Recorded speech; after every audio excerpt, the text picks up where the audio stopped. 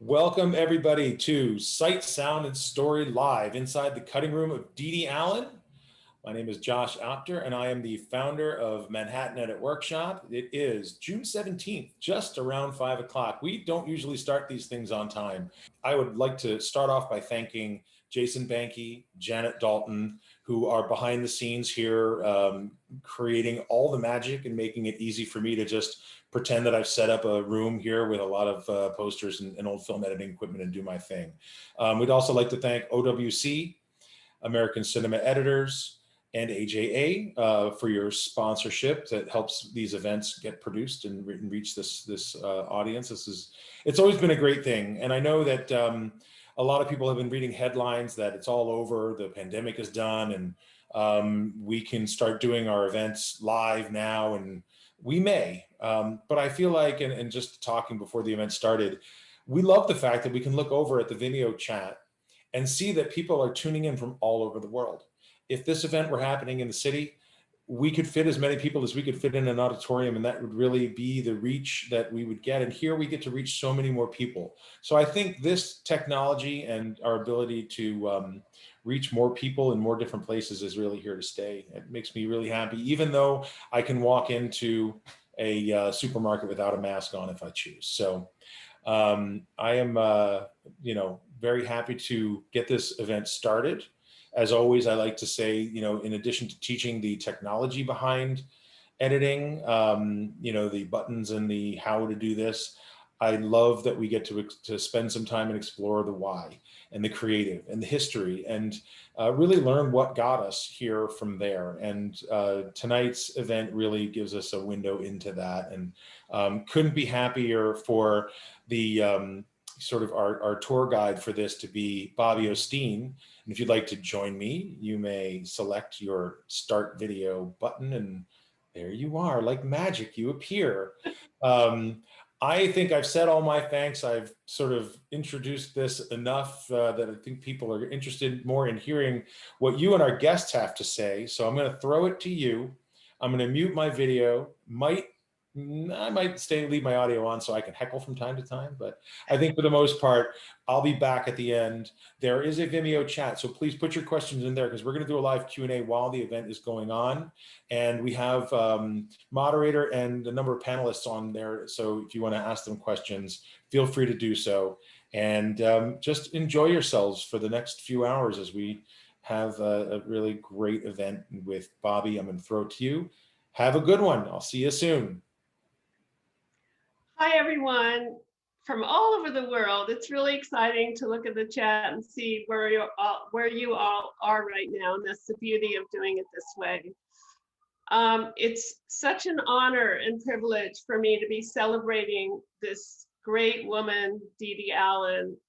I never met her, and I wish I had, particularly after having been interviewing and speaking, having discussions with all these wonderful panelists. She was a mighty force.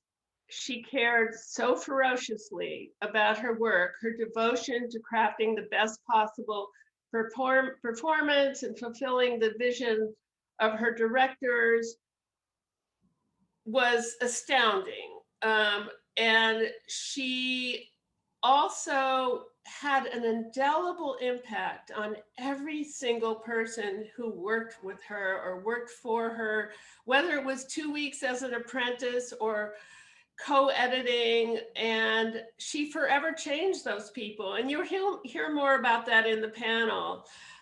She was so bold in her style.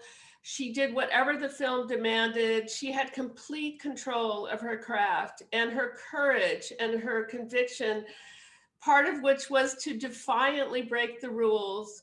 There was no technique she wouldn't try.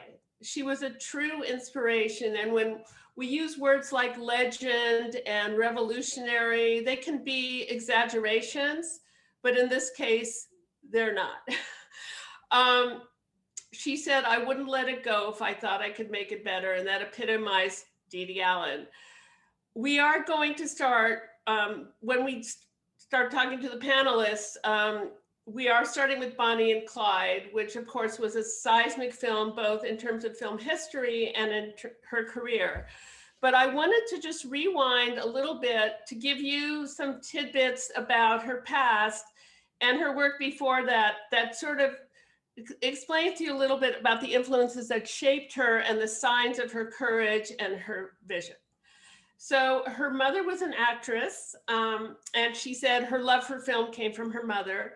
She was also a bit of a gypsy, and when she divorced her father, and then her father died accidentally, she went to a boarding school for a while, but she actually ended up being raised by her grandparents the last few years of high school in Cincinnati. And her grandfather was a surgeon, and he was very protective of his hands. So he wouldn't touch plumbing and things like that in the house. And he said, "You're so good with your hands, Dede, why don't you do it?" So she realized she was good at mechanics, which served her later. She also would drive him to the theater all the time. He loved theater, and that's her love of performance and a respect for the actors and her admiration for them, I think was part of this experience shaped her. And her grandfather also introduced her to Elliot Nugent, who was a director at Columbia Studios.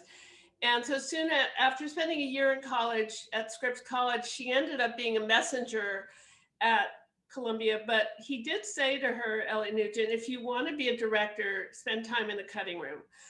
Well, she really wanted to get into a cutting room. The head of editorial at Columbia didn't think women should be in cutting rooms, editors. Part of the reason being that he didn't think they were strong enough to carry film. So she did get into a cutting room in sound effects. She became assistant sound editor as well. And she said, "I pestered my way into the cutting room, and I carried more film cans and swore more than anyone else."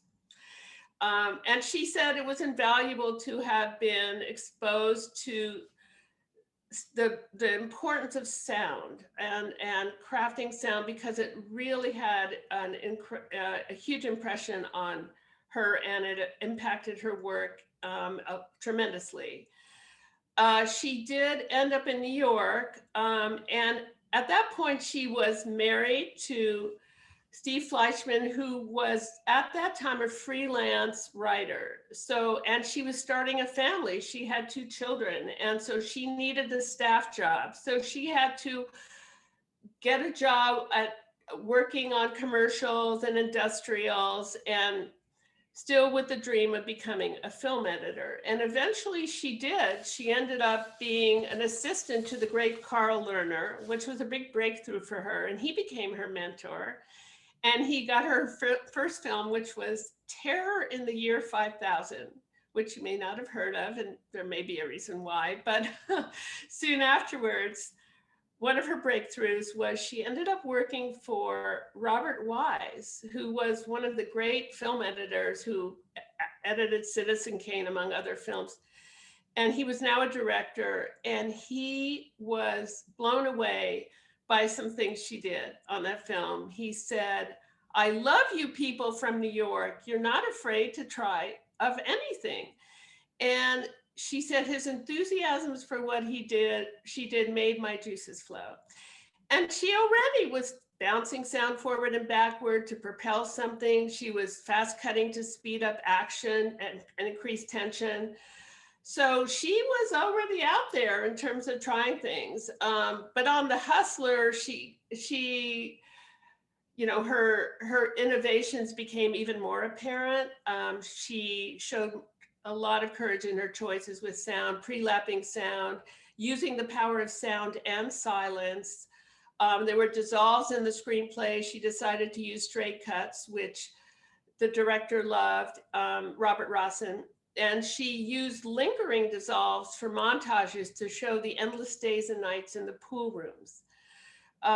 She also used strategically placed jump cuts, which were a signature move for her, and proved herself to be an actor's editor. She said, finding little jewels and gems. She, was all about performance and about mining the material to get the best possible display of the actor's talent and what worked for storytelling purposes. And then she did America, America with Elia Kazan, and they wouldn't pay overtime for assistants, and there was a massive amount of film. So she paid with her own money for an extra moviola, which she used repeatedly on films. A very unusual thing to do, actually.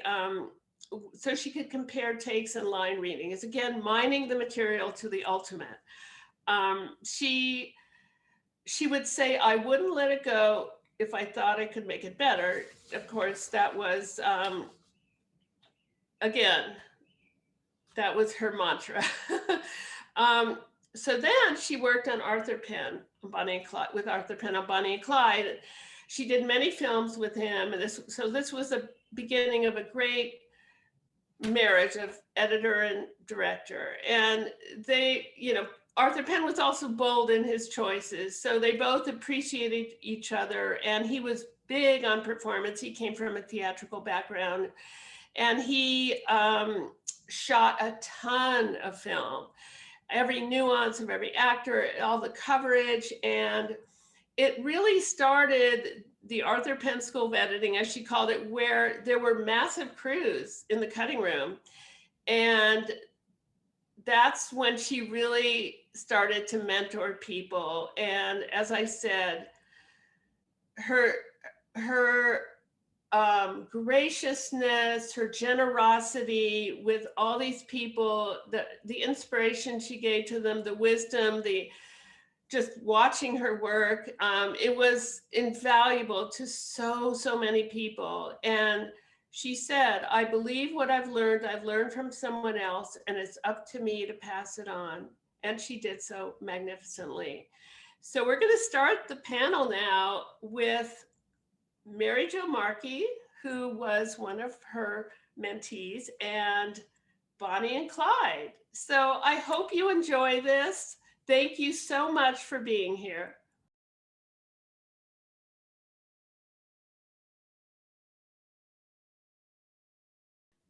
Hello, Mary Jo. Hi, Bobbie. Thank you so much for being a part of this, a panel honoring Dede Allen. No, it's a pleasure.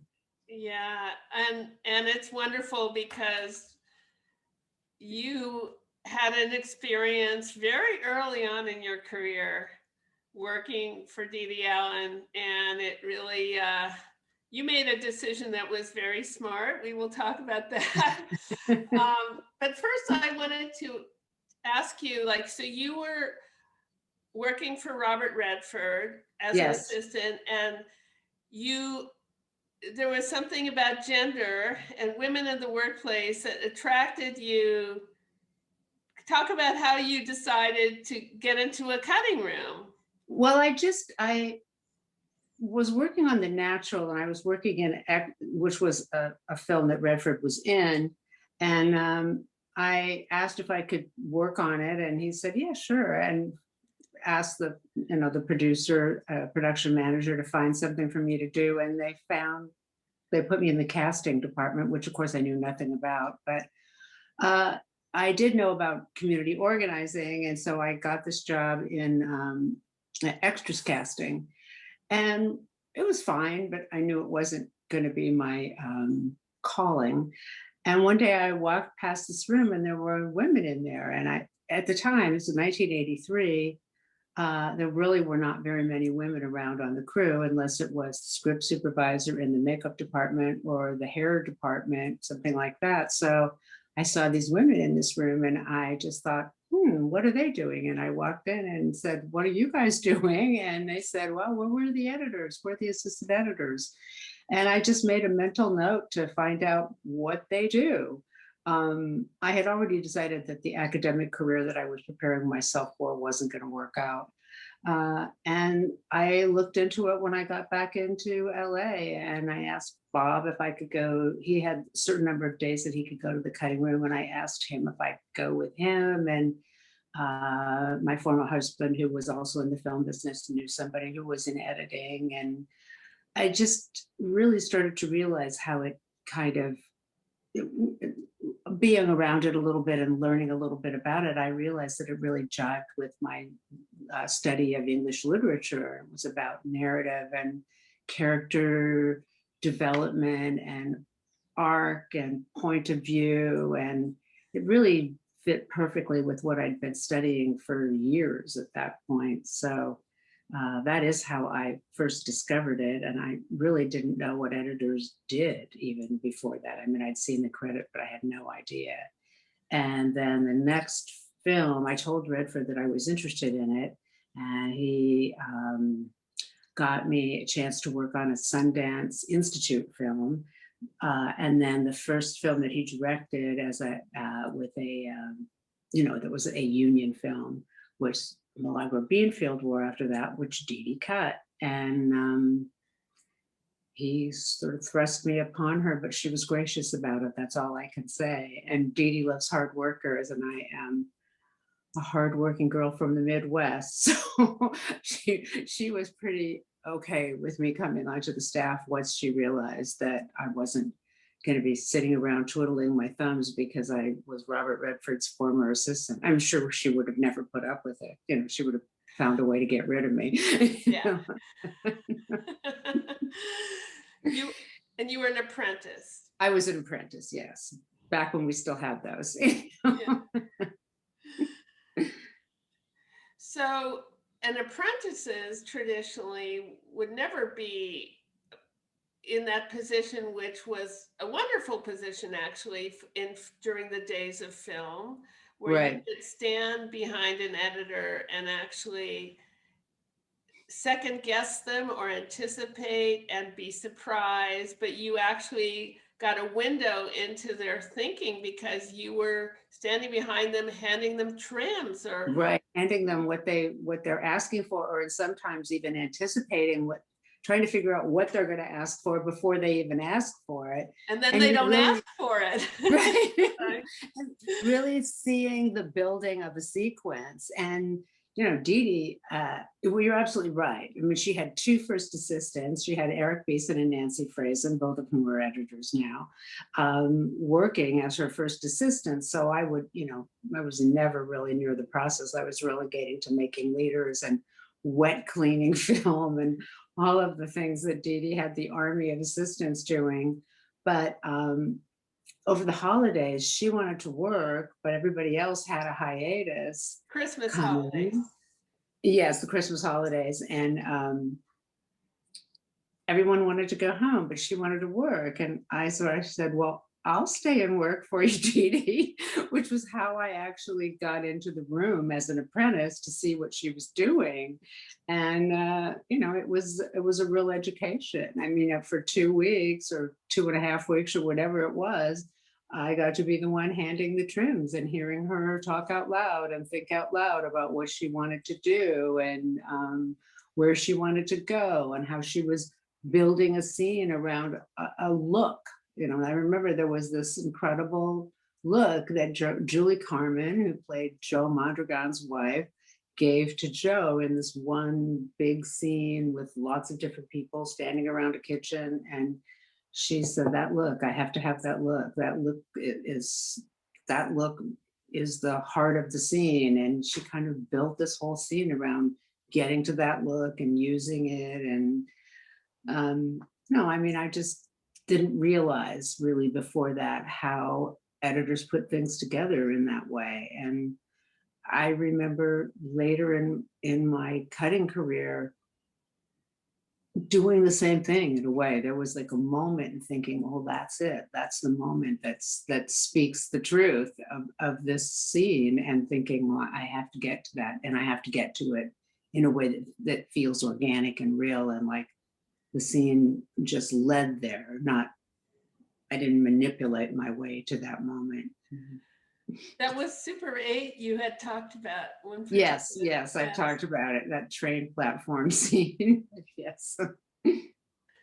Yeah, and she said that look in Milagro Beanfield War was like that told the audience it was a solid marriage, and that needed to be said at that moment. And right, that their love was stronger than anything else that could happen with the Beanfield War and with the conflict with the growers. And it was a revelation to me. I don't know what else to say other than that. I just didn't realize the way that the emotional heart of a moment could control or could give meaning to the whole scene, you know.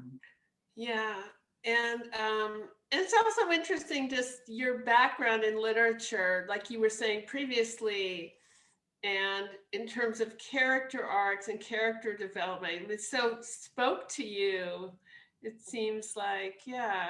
Right, that's true. That's true. Yeah, and I mean, the other thing that struck me about your story is that I always say to aspiring editors, every successful editor I've ever interviewed, there's one thing that they all have in common, is that they really worked their ass off at the beginning. And because they were so passionate and and then what invariably happened is there was that moment that created opportunity because of it. And the fact that you were in that room, that you gave up your Christmas vacation was that kind of moment. And it really served you in your career. It's not just that you were plotting it, but that you had the passion to learn and to, you know, and then of course luck plays a part in everything, but you increase the odds of things happening to you when you have that dedication. And so it's a lesson, you know. It is. I would also say that most successful editors don't just work hard at the beginning of their careers, they work hard all the way through. Exactly. It really takes a lot of hard work to mine the material all the way as it should be mined. And yeah, and she talks about that a lot, Dede Allen, about how she looked at everything, and studied it and memorized it, and just so she knew where everything was and what all the options were. She would just never give up until she saw everything and looked at everything and tried everything. And I know you're that way too. And it's, that's the passion and the determination, those two qualities. She used to talk about memorizing her dailies. She would say that. I mean, I think it was a little easier to do that than when films were shot on film, because I mean, you couldn't have 3.5 hours of dailies the way you can now. But she really used to talk about that, like memorizing every take and what was different in every take and what the actors did in every take. Yeah, so that you can sort of internalize it, and then once you have to pre-visualize where everything's going to go, you have those tools of that. Yeah. Or remembering that little moment in you know, take 4 or whatever. So Milagro Beanfield War was 1988, and I'd like to flash forward to 2006. Excuse me. You had done many projects with J.J. Abrams, everything really, starting with Felicity and Alias and Lost, and now he was about to embark on a giant feature, his first feature film, directing his first feature film. And it was Mission Impossible 3, and you assumed that he would want a experience, or they would want, I should say, an experienced action director, editor, because he had told you that, you know, he definitely believed in you, but you were just worried about it. I did talk to JJ about it, and he said, oh, I know you could do it. So the next thing I hear, I have this meeting at Paramount with Paula Wagner, who was Tom Cruise's producer at the time. And I get to, and Dede Allen is in the room. And I had no idea that they knew each other. And apparently they were very close. And Paula regarded Dede as kind of her editorial guru. And, you know, it was just it just ended up being kind of a great meeting, like kind of, well, what have you been up to? And what have I been up to? And well, I mean, of course I knew what Dede'd been up to, but at one point she just says to Paula, oh, you have to give a director the editor that he wants. It's too important a relationship. It's too close a relationship and too intimate a relationship. It could have played out anyway, but they're starting with your sacrificing your Christmas break. So what do you remember when the clip you chose, or I asked you to choose as well, such an important film in the history of cinema and editing and Dede's career and everything, is Bonnie and Clyde, and a seminal film. I can't say enough about it, but I was going to initially ask you what you remember as a young woman seeing it. I'm assuming what you remember about that experience before we talk about the film itself. Well, you know, one of the things that I found really curious looking at, especially this opening sequence that we're going to talk about, is how bold it is and how much I did not notice that when I was watching it as a young. I mean, it's like if you look at Breathless or a film like that, the boldness of the cutting is very kind of in your face, and you just can't deny it. You can't deny the jump cuts, and it's very self-conscious in a way. I mean, it wants you to notice that. Mm-hmm. Dede's cutting is bold, but the jumps are done in a way that don't ask to be noticed. They're just, I think that there's kind of essentially an elegance to her work, so that her jumps are,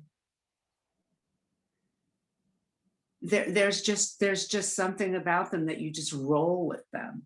I think they're character driven too. Everything's very, or emotion driven, exactly, emotional cuts. And it's interesting you mentioned Breathless, because I know that Arthur Penn and certainly the screenwriters Newman and Benton were very much enthralled with New Wave cinema. In fact, Truffaut originally and then Godard were going to direct Bonnie and Clyde. Oh, I didn't know that. Yeah. But Dede was not a big, Robert Rossen actually asked her to watch it. This was way before, this was The Hustler. He asked her to watch the movie and she was not overly impressed.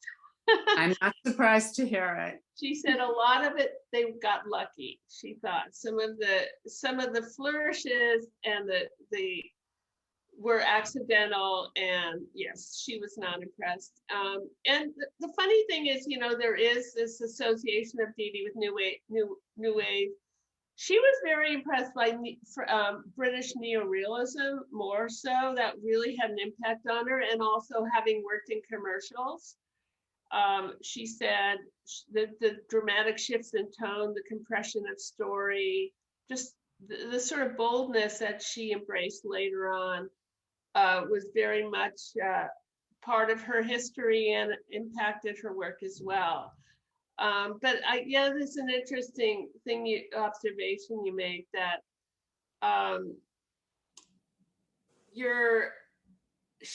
first of all, the opening is she's defining these characters, you know, the itchiness of this girl in this small town dying to get out. It's visceral. It's very, you don't think about the editing because you think about what you're in her head, you know? Right. And she does it with the Faye Dunaway character. She does it in less than 2 minutes, I would say. It's all just these shots of the lipstick and the sighing and looking in the mirror and trying on the little smile and then trying on the pout. And then, you know, it's amazing. It's just so economical. And then flopping down on the bed and banging on the bedstead. The prison and the bars. Of the bed frame. Yeah, the shadow of the bars on her face and grabbing the bed frame like she's in jail. And that is really, I don't know how long that is. It's probably 1.5 to 2 minutes, but That is all you need, and you know what is going on in that woman's head. You know, it's amazing. And also, right away, you start the movie and you say, "Oh, this is going to be." It just whips your head around. I mean, you're just, "Oh my God, I don't. This is a world. This world that she's presented is." You go with it, but it's a very unusual world she's presented. And I just have to tell, I mean, we should run the clip and then talk about it. We should. But I just wanted to tell a little tale about, so, you know, this is very symbolic of the fact that it was the Warner's film, and Jack Warner was about to leave. He was 75 and he had sold his shares of the studio, but he was still in charge, but yet it was still, you know, edited in New York, and there was an independence, that wonderful period in film when editors had a certain degree of independence. And also Warren Beatty, the producer, was really fighting for the vision of Arthur Penn and also for Dede Allen. And and Jack Warner had a saying that if I have to get up and pee, I know it's a lousy movie.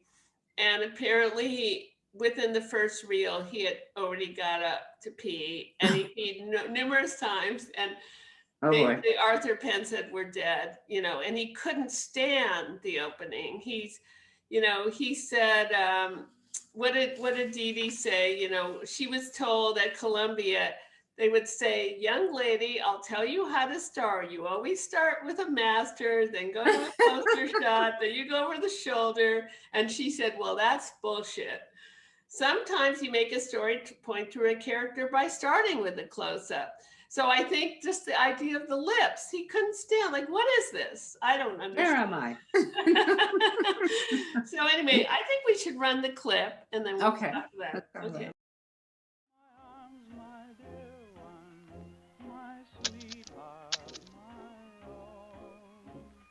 Vow that you love me always and leave mine alone. Leave night, whispering trees above, kind night, bringing you nearer, dearer and dearer, deep night, deep in the arms of love.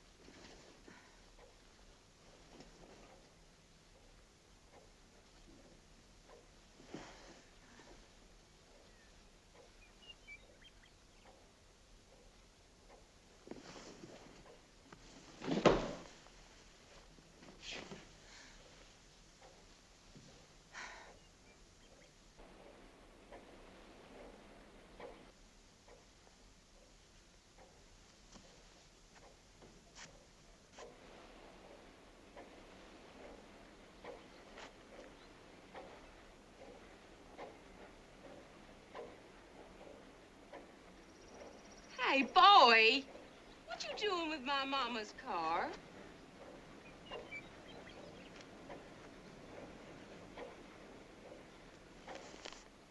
Wait there.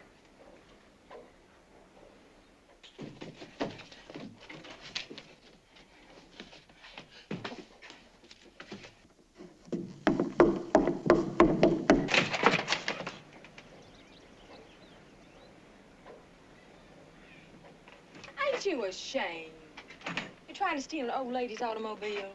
Oh, come on now, what you talking about? I've been thinking about buying me one. Bull. You ain't got money for dinner, let alone buy no car. Oh, now, I tell you something. I got enough money for Coca-Cola, and Since it don't look like you're gonna invite me inside. Oh, you see at the dining room table if I did. Well, you wanna go in town with me? How'd that be? I'm going to work anyway. You going to work, huh? Yeah, What kind of work you do? none of your business. I bet you're a movie star. Huh? A lady mechanic? No. Maid? What do you think I am? A waitress?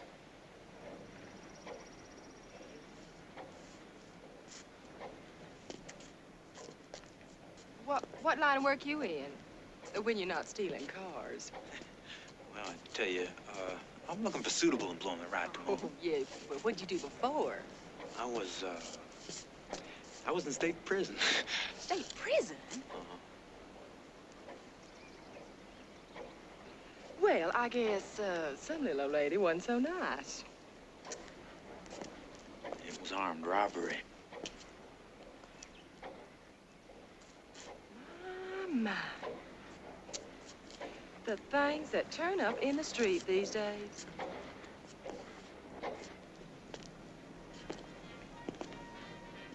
Hey, what y'all do for a good time around here?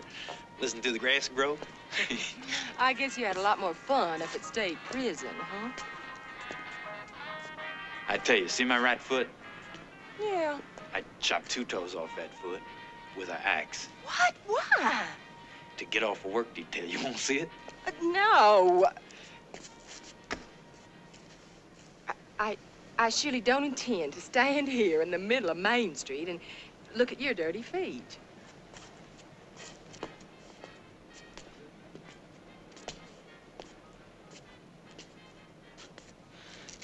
Boy, did you really do that?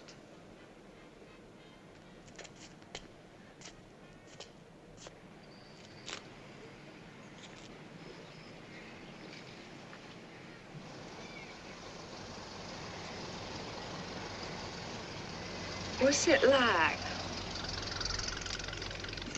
What you mean, prison? No. Armed robbery.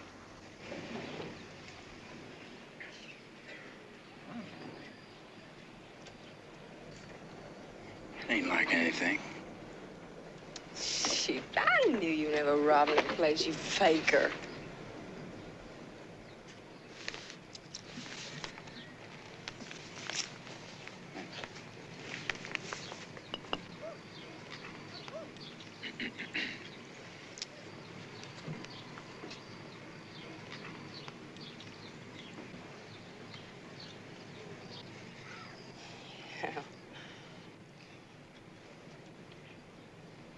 But you wouldn't have the gumption to use it.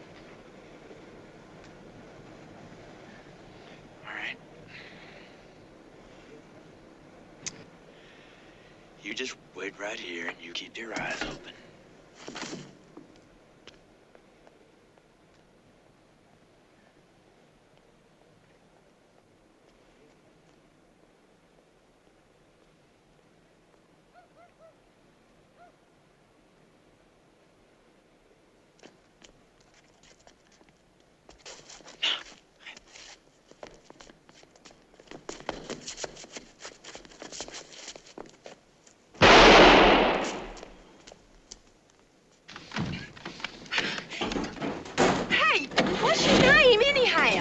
Clyde Barra.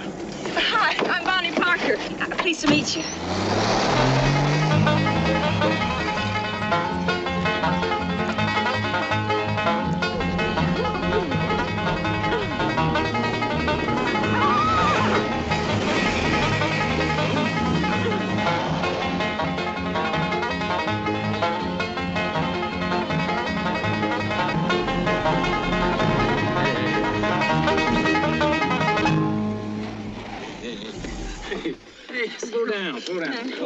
Slow down.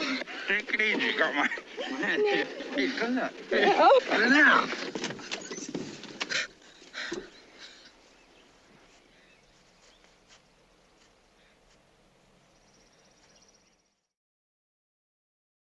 The interaction between the two of them is it's always sexual on her part, but of course, as we discover, he actually is impotent, or in the script he was impotent, but Warren Beatty at a certain point insisted they actually have sex because it's Warren Beatty. So all those interactions, and the other thing we were talking about is the fact that she goes very close and then very wide. Right. That's very much going on in this entire sequence. And it gives you such a powerful reaction to what's going on with the characters, and then you set up time and place. So you sort of have both going on at the same time. But all that interaction with her stroking the gun or her drinking from the Coke bottle, it's all sexual on her and his end. There's a divide already. He thinks she's beautiful and he wants her along for fun or for the adventure, but she has a whole other agenda. So it's foreshadowing a lot of the nature of their relationship. It really is interesting because that POV of her in the window is very not the wide one, but the closer one where you see the outline of her figure. She's extremely alluring looking in that shot, and he definitely has a reaction to it, but yet he really doesn't want her sexually, right, which we don't know yet. But it's almost like the film is, at this point, they're kind of, it's like what she says later on in that scene that we ended on. She's about to say, well, your advertising is just dandy, but you got nothing to sell. It's like the movie is advertising something that it's not going to sell later on. And I don't know for sure if he's intentionally setting up this expectation that we would assume from our expectations of other movies that, oh yeah, it's going to be this, they're going to go, loving and shooting up all the way across the country, but they're not going to go loving and shooting up. They're just going to go shooting up and being beautiful. Yeah, and somebody said once if it were now, she would be an Instagram star. But it's also that interaction with the Coke bottle and everything, and her stroking the gun.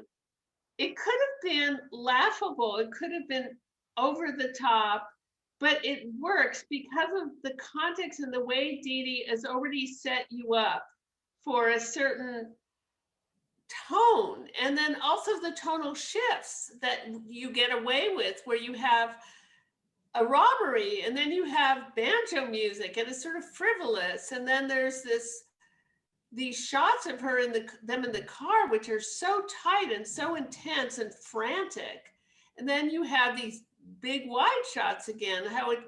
She constantly does that in this.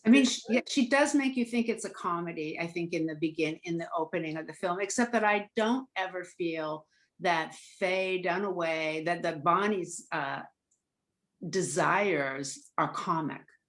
I think it's because her need is so deeply felt, and Dede makes you, and Faye Dunaway and Arthur Penn, they all make you feel it so deeply that you can't laugh at it somehow. You can see that this girl doesn't belong there, and that is set up from the very first duel. Yes, that's right. Which is so brilliant. And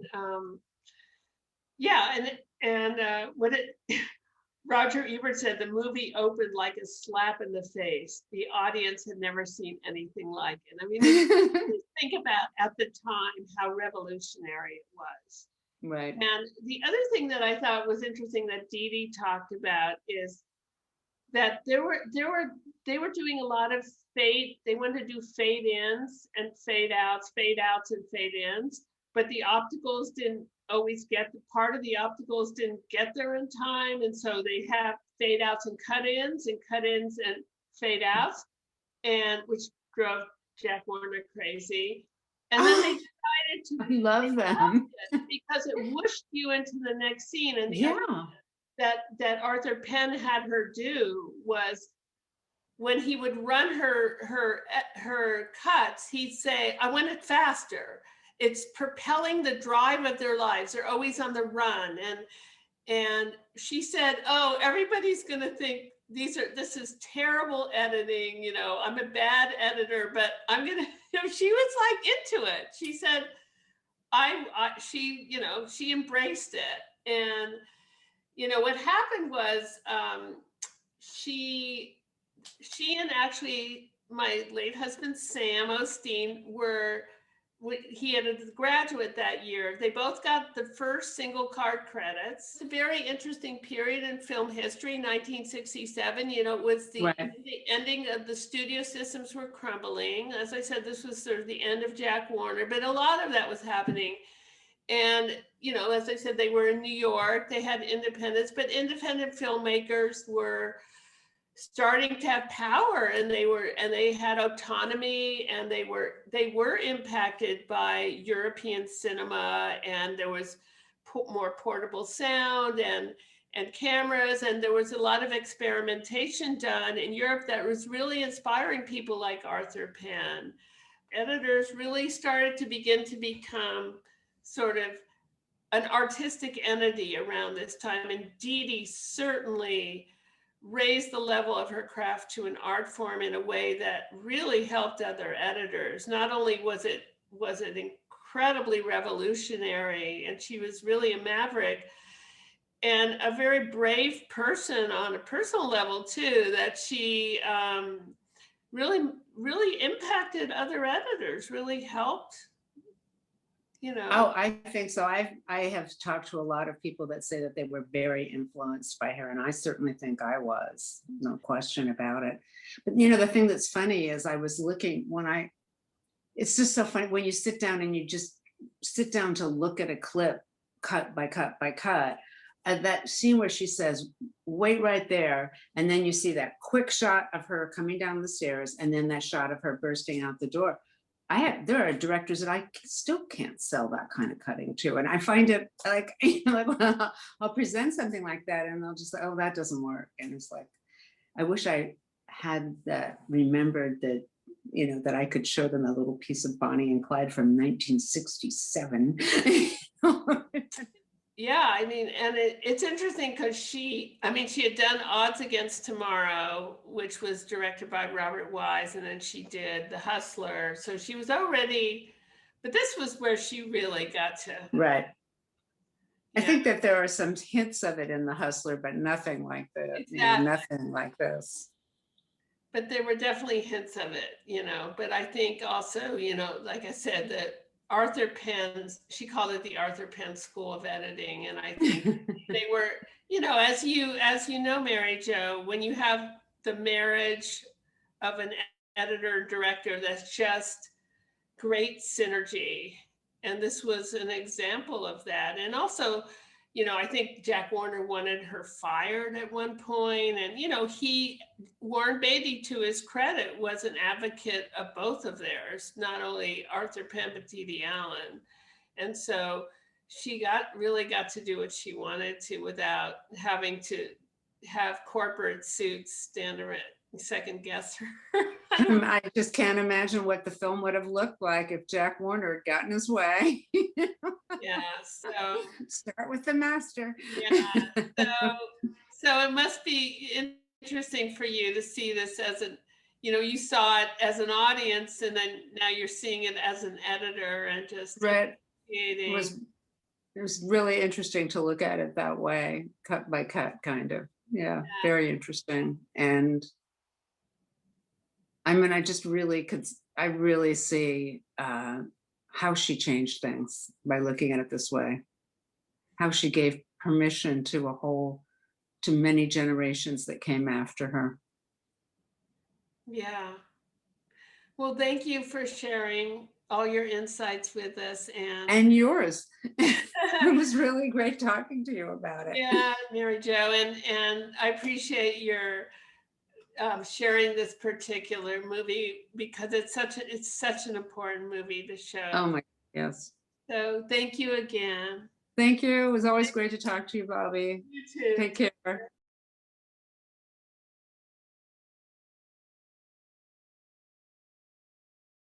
I wanted to thank you both so much for being here.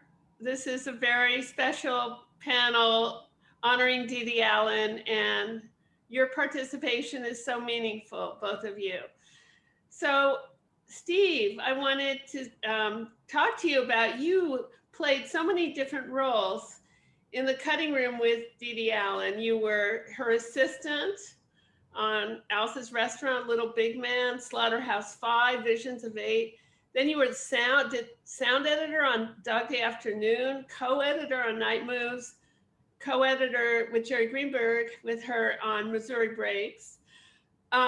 So many connections, and you were one of those lucky ones that was mentor. She mentored a lot of people, and you were one of those people. And then you said she threw you out of the nest. Well, sort of, yeah. It's time, and then you went on to have this remarkable career. You've done so many wonderful films, won so many awards, and you're such an enormously talented editor in your own right. And Tom. I know, that's the best thing is Tom. Tom, speaking of, is much longer than mine.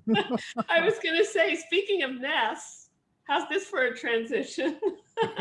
You knew Dede from birth since she was your mother. That's right.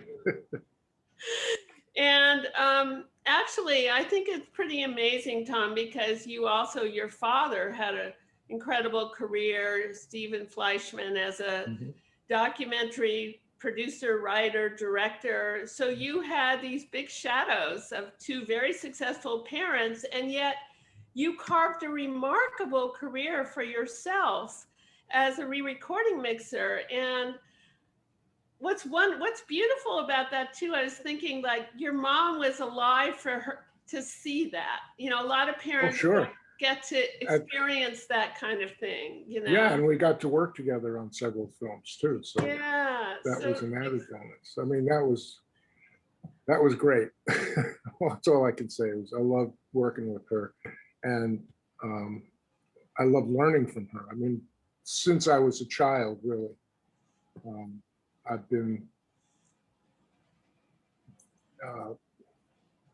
It's been part of my life, you know, filmmaking.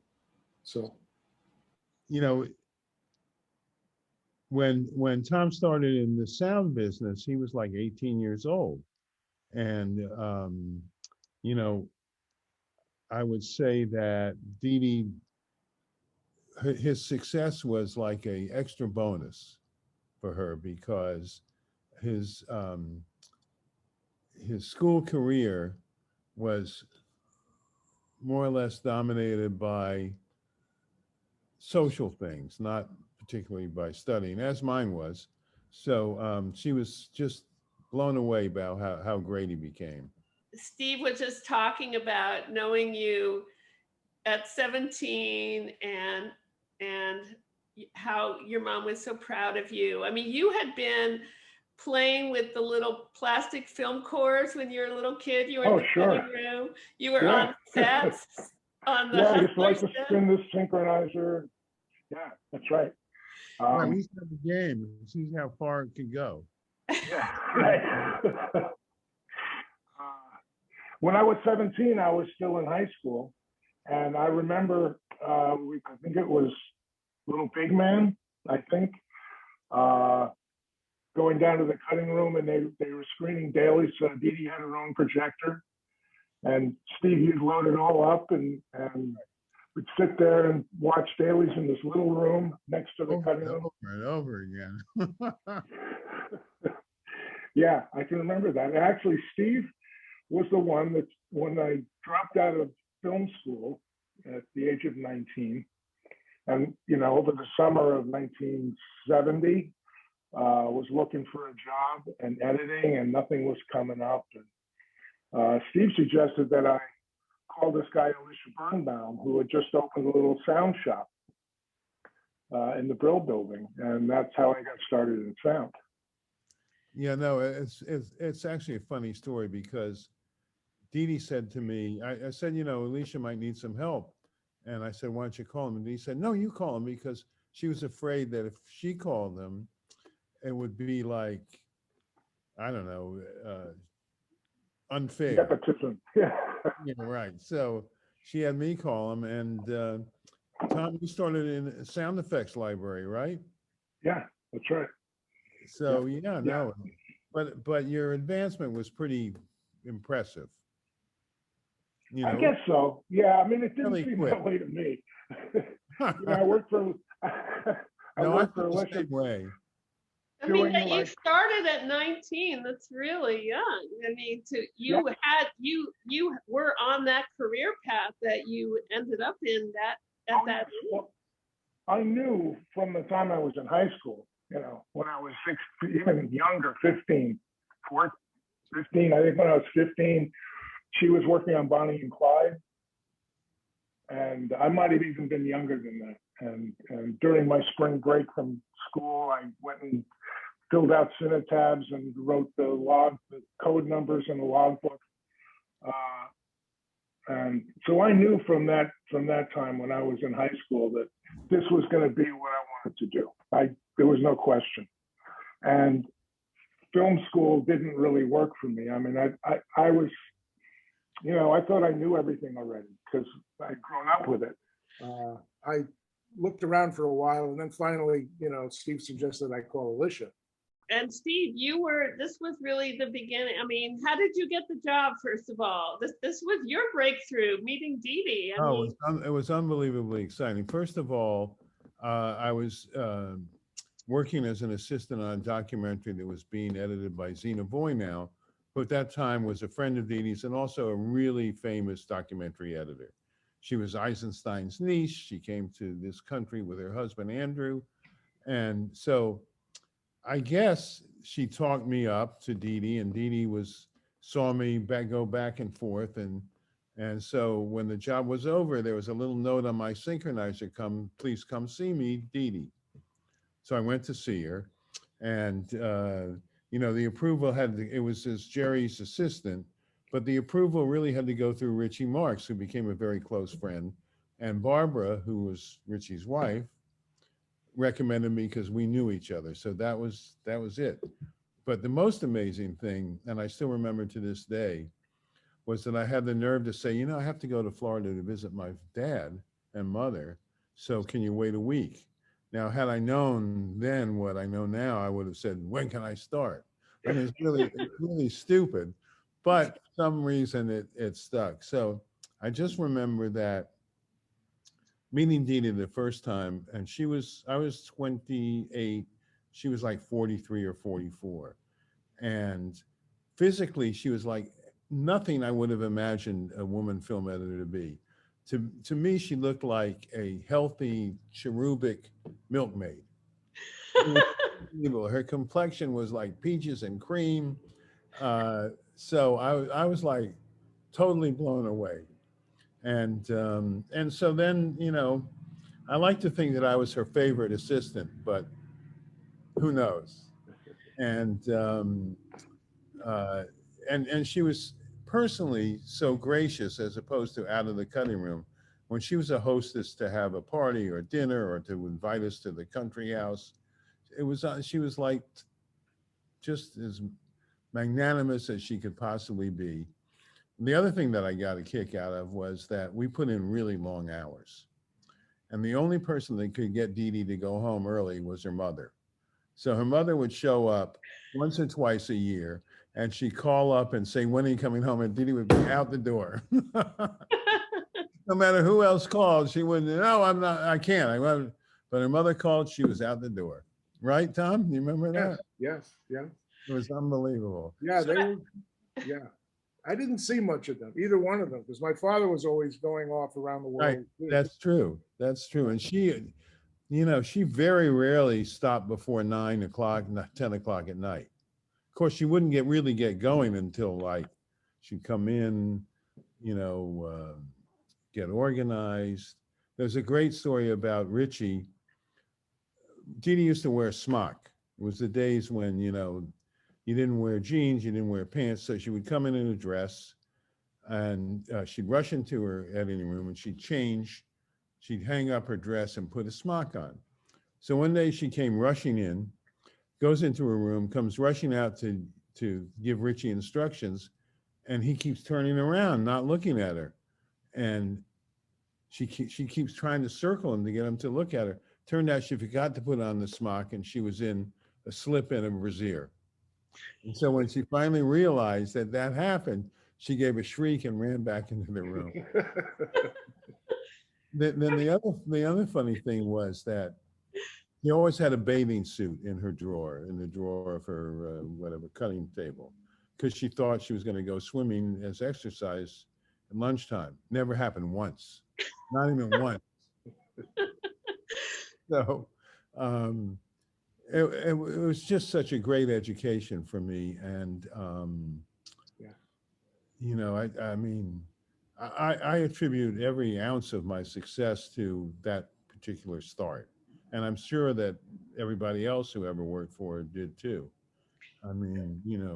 And I love the way you talked about how she talked all the time about talked out loud about what she was going to do. And in those days, of course, people now in the digital era don't know the value of being able to stand beside or behind an editor and anticipate or just watch their decision making by what they ask for in terms of trims.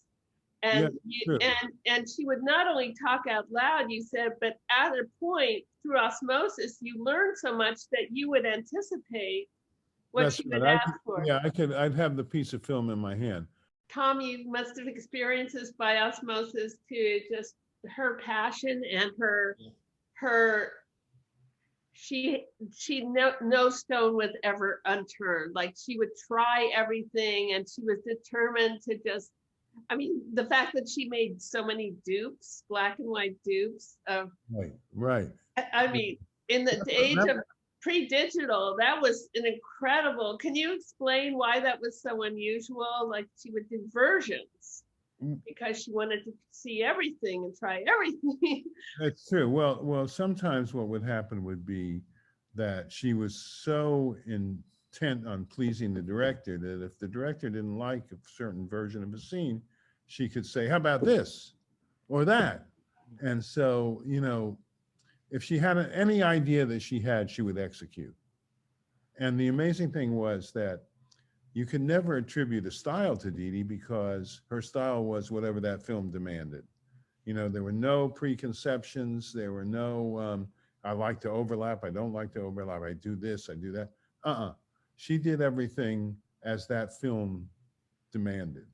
I mean, it was truly amazing. And you said that Arthur Penn made very bold choices, and so did she. It was like a marriage made in heaven. Absolutely. And what she did with sound too was really, I mean, the way, I mean, one of her signature moves was to bounce sound forward and backward to propel the story, pre-lapping, and there was no technique that she was familiar with. You know, I mean, it's true. And I think that a lot of those techniques weren't really used that much when she first started to edit. I mean, I came along after Bonnie and Clyde, which was probably for her, you know, just the best thing that happened. And so, you know, when I heard that I was going to meet the woman that did Bonnie and Clyde, I was like, took my breath away. So. What was that like for you, Tom? I mean, when did she actually, was she able to enjoy that success as it was happening, or is this more in retrospect that we look at her as a revolutionary in that moment? I think it is, because at the time, Bonnie and Clyde was not well received. Right. It was panned by the New York Times, and you know, Vincent Canby hated it. Pauline Kael was, maybe I'm trying Bosley Crowther. Pauline Kael was the one that actually got she it liked going. it. Right. It was Bosley Crowther who ended up getting fired. Bosley Crowther, that's right. Yes. He was vicious. And the studio hated it too. Right. And Warren re-released it really with money out of his own pocket. And that's when it suddenly became like a cult thing. But yes, Bonnie and Clyde was amazing. I mean, I remember those couple of weeks I was working in the cutting room and just, you know, I had the film and the synchronizer, and I'm like looking at this celluloid that I'm holding in my hand, and I'm going, this is the picture. know, this is the actual picture. It was like, I was so excited just to be there, you know. It was great. And then that summer, they were mixing in Hollywood. They were mixing at Warner Brothers. Right, forever. Yeah. And I had gone out there to visit her. And I remember she took me to the mix, and they were in this huge mixing stage with the big console and the three guys, you know, three mixers, and Warren and Arthur Penn were sitting up on these huge, all I could describe them as thrones, set up on a pedestal behind the console. These big leather chairs, sitting there, you know, directing. They were mixing the opening sequence of, you know, with the flattened Scruggs and all the cars running around. It was just a wonderful thing. I fell in love with it, and I think that was one of the experiences that really sort of started my interest in sound and mixing. You know, it was a fascinating process. And she took me to the mix in New York with Dick Vorsek many times. Who became your mentor? Yeah, on a lot of films that she did there. And actually, Dick became sort of your mentor of some. Yes, he did. Absolutely. Yeah. Can you tell the story about when you were 9 years old? When I went to the Hustler. When you were, everybody went to lunch and you're Oh, sitting. yes. Yeah, she'd take me to the mix, and they were breaking for lunch, and everyone had left the room. Dick was still, you know, fiddling around with something, and I got up on his chair, you know, and I started like looking at the console, and, you know, I started like twiddling knobs and stuff, and he looked over at me and said, "Hey, you know, I don't mind if you do that, but just make sure you put it all back just the way it was when you're finished." And that was enough for me. I said, "Oh, okay." But you know what's also interesting about your choice to, you know, to pursue sound, she put so much value in sound. I mean, one of the things she always said was, you know, that she wanted to become assistant film editor, but they wouldn't let her because they didn't think she could carry the big cases of film. And she ended up carrying more cases working in sound, but she, you know, worked in the sound effects department for 3 years and became a assistant sound editor. And she said it was the best thing that happened to me. Mm-hmm. And that she even cuts a lot of scenes silent because she said she could think silently with her ears, and she was so attuned to sound. And the other quote, I love this because this is about what you do. And I don't know if you can know this quote, but she said, when she talked about mixers, she said, "How you create seemingly infinite but disparate layers to sound. All that takes artistry and, most important, time. Sound is such an enormous part of the process, but then I've always enjoyed working with mixers. The mix has always been one of my favorite processes. I call it the final exam." Yeah. I mean, so by they're talking, you know, Steve was talking about osmosis and what he learned from Dede, and I think by osmosis, that must have impacted you too, that she had a particular passion for sound and the way she used sound in very innovative ways. And oh, sure. Yeah. I think that Dede's attitude was somewhat like mine, where it was always a challenge that she was worried she wouldn't meet each film, you know, and that's what propelled her. I mean, there was nothing that she wouldn't do to like wrestle that film into shape. And, you know, I think that what you want to achieve in editing a film is that it's the best film that could possibly come out of that footage. And I never saw her not achieve that goal. Steve, when you were talking about so many splices when you first started cutting, and isn't that one of the lessons that editors have to learn? And I imagine just being keyed in that performance is key. And that was very much a Dede Allen. Well, that was to Dede, performance was the whole thing. She once said to me, I said, you know, we've been working together and you let me cut, dialogue scenes, but I never cut an action scene. And she said, action's the easiest. She said, you can do anything, but dialogue is difficult. So she said to me, I'll tell you what, and this was on Night Moves, you take the end of the movie. It's this whole thing with the airplane and it crashes and whatever. I'm like, saying, what? You take the end of the movie, it's action, and you'll see. So I did, and it worked out okay, and she was right. So not only is performance important, but it's when to know when to be on that character for one lines and when to be off. And that's somewhat instinctive. And she just had the right, the right sort of mindset to do that to the optimum, perfectly. And yeah, and it's just so remarkable because I consider her like the face of the transition from old style editing to what exists today. It was unbelievable. So it's interesting also to ask you too. So you were just talking about going from being her assistant to being a co-editor. So like unbelievably exciting. And of course, terrifying at the same time. But she was so gracious about it. To have her criticize your scene and tell you, she would never take it over. A lot of editors would like be, shattered by the main editor saying, oh yeah, I'll finish it up. She would just make you do it. And she'd make you do it the way she would do it. Working as a mixer on films she edited, what was that like for you? It was good. It was good. We worked together, I think, on 3 films, which were Harry and Son, Reds, and John Q. Right. And Harry and Son was really smooth. No problems, It was a great crew. Everyone was happy. It was a lovely little film that nobody ever saw. And a lot. Paul Newman was the director, and he was really sweet. And then we went to Reds, which was a behemoth. Okay.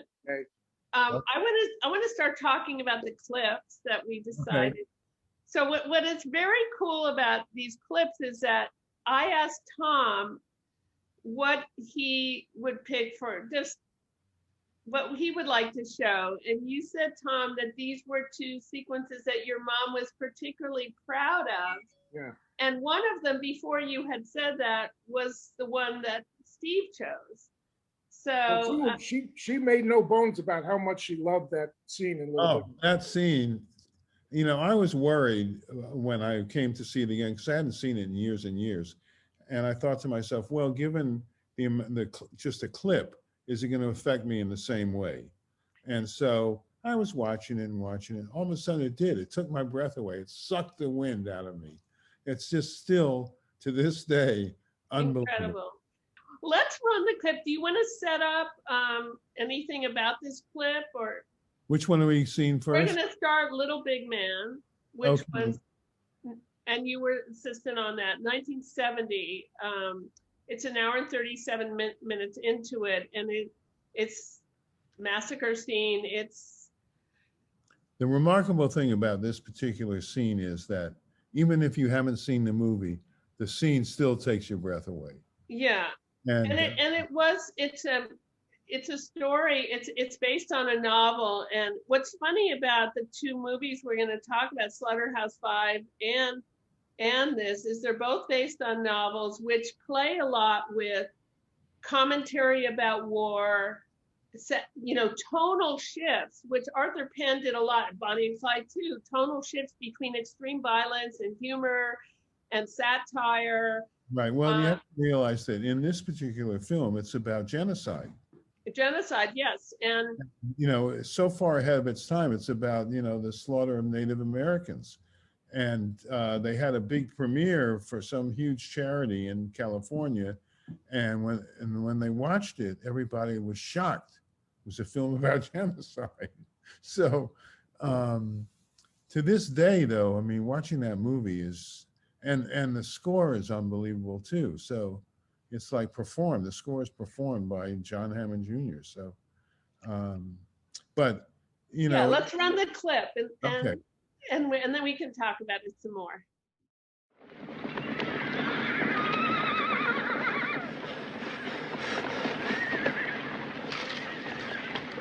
Grandfather, what's wrong with the ponies? Don't you hear that, my son?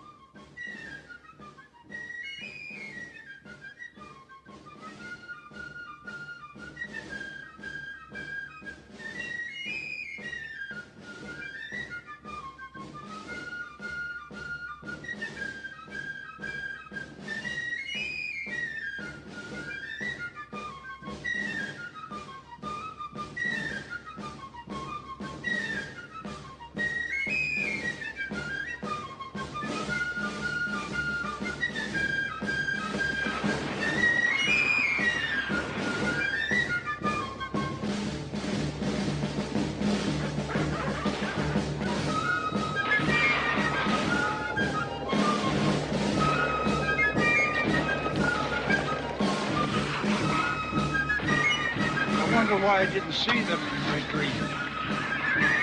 Sunshine! Sunshine!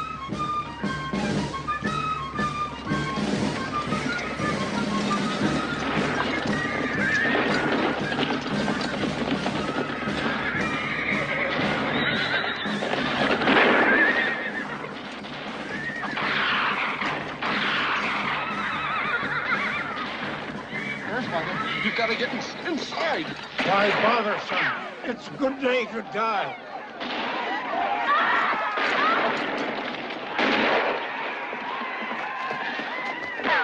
We've got to get to the riverbank.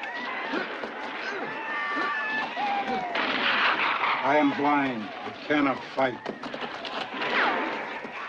But I won't run. If it's my day to die, I want to do it here within a circle. Grandfather, the river is part of the great circle of the waters of the earth. That's true. The soldiers would kill us before we could get to the river. Grandfather, you didn't see any soldiers in your dream. And that means that they can't see you now. You think so? Yes, yes. What else did your dream mean? I think you're right. Then let's go to the great circle of the river. Invisible. I never been invisible before. It's too late. We're cut off. It doesn't matter. We're invisible. Grandfather, wait!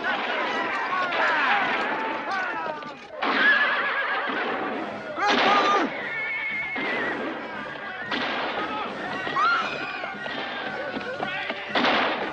I know it sounds ridiculous, but them soldiers never lifted a hand to stop us.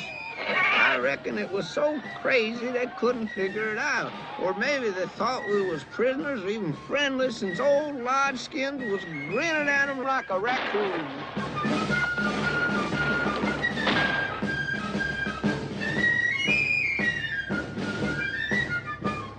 Or maybe we really was invisible.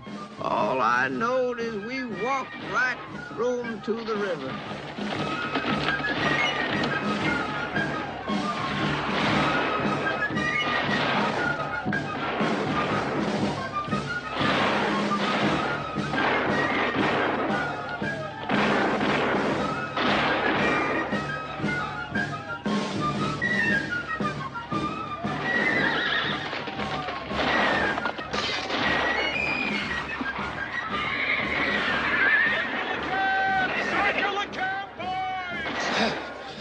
That was extremely enjoyable.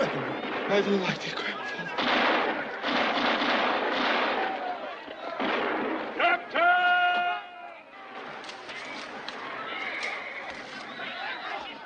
Captain. Shoot the Indian ponies. I beg your pardon, sir? That is my decision. I shall shoot the ponies. But, sir... Someone do it! Yes, sir. Young man, your self-righteous piety is commencing to annoy me. But I didn't say anything, sir. You think it's shocking to shoot a few ponies? Well, let me tell you, the women are far more important than the ponies. The point is, they breed like rats. However, Lieutenant, this is a legal action.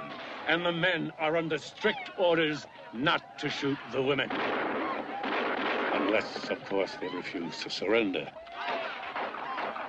Isn't that correct? Yes, sir. Yes, sir.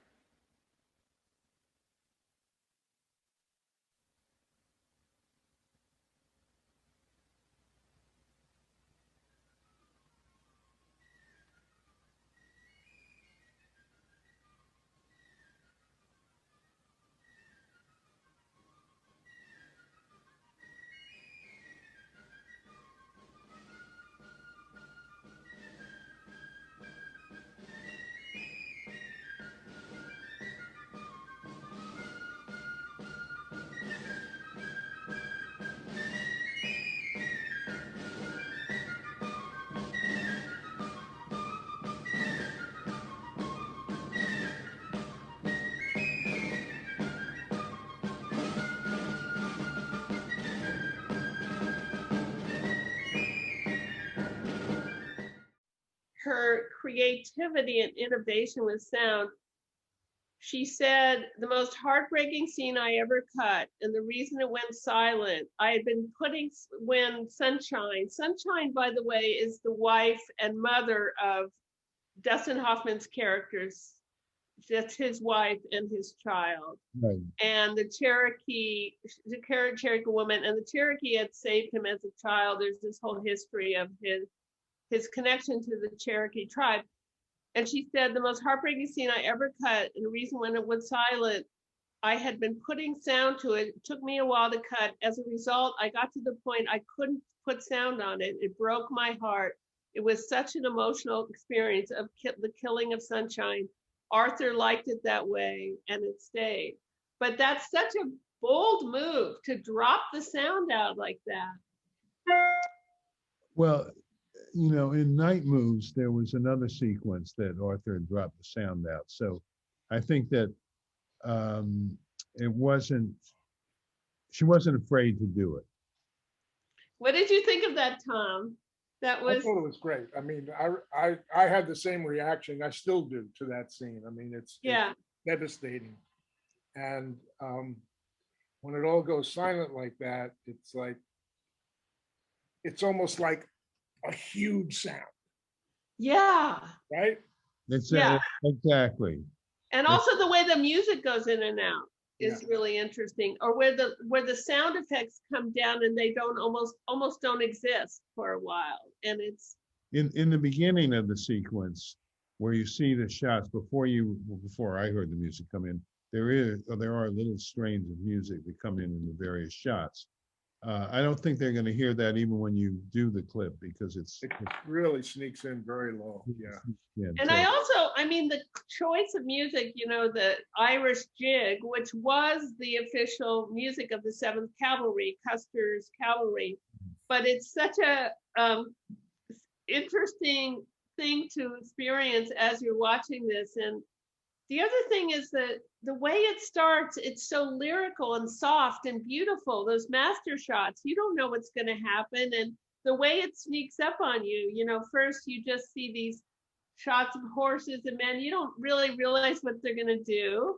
Exactly. You know, and it sorts, the realization kind of hits you when it hits Dustin Hoffman's character. It's sort of like, first it's a little abstract, and even the thing with the old man is comical, so it kind of puts you in this in-between place. And then after that, the build to the devastation is so brilliant, because that's the key to it, is that build to the devastation is just, I mean, it just escalates, and that the escalation of that particular scene up to the point where Sunshine dies is what really sets up that impact for you.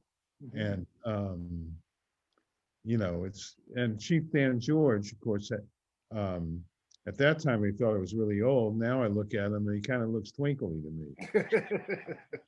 But it is the escalation that really promotes the final impact of that scene.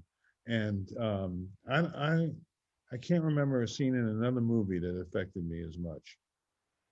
Yeah, and also the white buys are really interesting, and the horses' hooves. Some of those shots are just so beautiful, and yeah, she used wipes a lot to go from one shot to another, and you don't really realize it because it seems so natural, you know. But I mean, it's a great technique which you can use, given, you know, a lot of this is you're given that material so you can do different things with it. So, you know, Arthur provided anything you could possibly desire. Yeah, it's this combination of being disoriented and then oriented, you know, and it puts you in this place of you're always where you should be because of what she did to create this. Yeah, and you know, the funny thing is that I was by her side when she did this scene, and I don't remember there being a lot of trial and error. Somehow she just cruised along knowing, you know, instinctively, maybe it wasn't instinctive, but you know, there wasn't a lot of agonizing. It just built. And I mean, one of the things she talks about a lot is how she really ran the material so thoroughly that she really memorized everything, and she took notes that she didn't look at apparently, because she knew it so well that maybe that she had it in her head and she just had absorbed it, that she knew where she was going with it, you know? I don't remember her looking at notes. I do remember. Yeah, she didn't look at notes. That's what she said, because she didn't need them. She had them. Right. Yeah. Well, the difference now is that with digital editing, you don't need to study it that much, because at the drop of a hat, you can go back and look at anything. And so, but you also, every splice, as you said earlier, doesn't show anymore. So you had to really plan what you were going to do. I mean, even with mixing, it was like rock and roll, and it was more pressure to plan ahead, right, Tom? I mean, oh, absolutely, yeah. I mean, when I started, we could already roll back and punch in. Right. I can remember going to mixes as a kid with Dick Voracek, where they had to go through a whole reel. You'd have to do a take. They'd have to do a whole take. They couldn't stop and punch in. They'd have to go from beginning to end. And I remember Dick would sit there all morning and go through the reel. And those were shorter reels. They only had 10-minute reels then, single reels. Right. And he would go through the whole reel and write down every EQ setting for every track, and every, you know, fader level position for every track. And then they would come back in the afternoon when he, had gone through it all and rehearsed everything. And he had it in his head, and he would start at the beginning and they would start mixing, and he would, he'd be looking at his cues and he'd be doing all what he needed to do to get to the, and he was always, 20 feet or 30 feet, or 50 feet ahead of where we were, getting things set up so that when we got there, it would be ready. And the rest of the crew would be sitting in the room. And by the time they got down to like 800 feet, everyone would be like, come on. It was like a horse race. Come on. Holding your breath. Holding your breath. So I do remember that once in a while they would cut the 1/4 inch. Oh, yeah. Yeah. They could do pickups. Right. They could do pickups. Yeah. He would do pickups and that kind of stuff. If he blew something at the end, he would just do a pickup. But, it was like a performance. It was really amazing. And you held your breath the whole time. Yeah. Yeah. And I think, film editors talk about those that edited in film and digital feel very fortunate that they had the experience of working in film, because they said it did give you this discipline to think before you act. Absolutely. And it's always good to think before you. So you really have to think about it, because that splice that went through the projector that everybody saw, you don't want too many of those.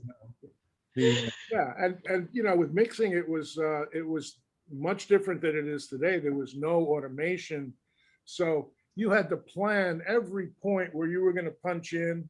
You had to get every track set up so that it matched. And then you had to plan, like if you wanted to go in and just fix something, you had to plan the in point and the out point and get everything set up and know where you had to be at the end so that you could punch out cleanly. It was really hard. Now, of course, there was many, many fewer elements then. That's true. It was much, the tracks were much simpler then, but still, it was always a challenge. Anyway. No, but it's interesting to, grow up having the challenge and the discipline required to go through, both of you in your fields. I want to talk about the next clip, Slaughterhouse-Five. And this was the first one, Steve, that you were the first assistant on. Exactly. And can you talk about why you chose this clip? I just love this clip. I love the way that she, first of all, it's a most beautiful piece of music. The score for that film, well, it wasn't really a score. It was Glenn Gould. It was Goldenberg variations.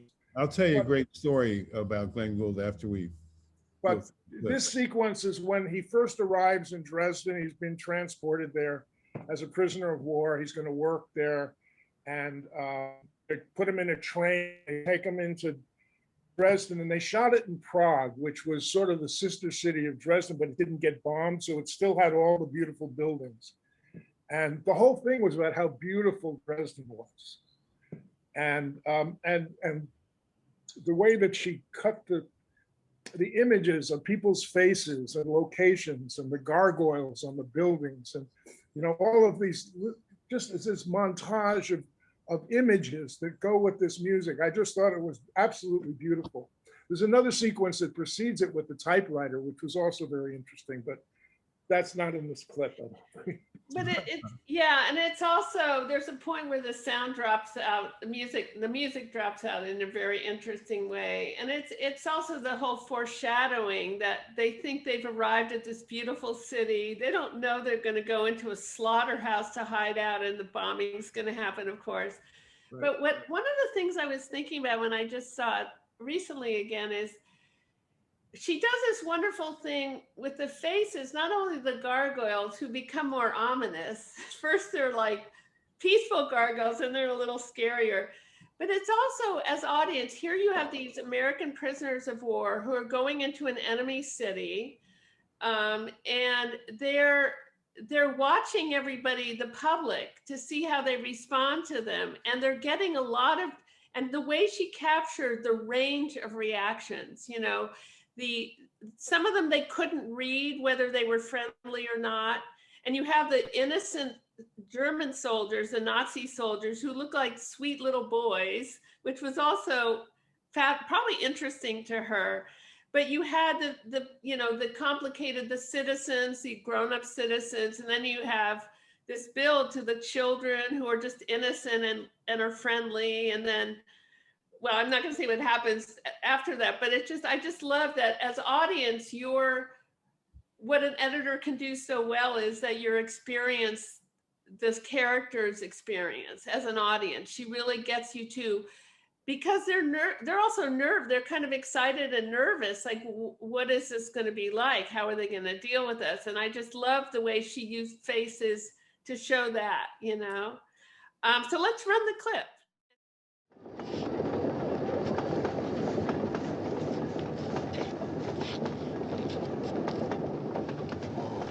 It's beautiful. I never saw anything like it. It's lovely. It's the land of Oz.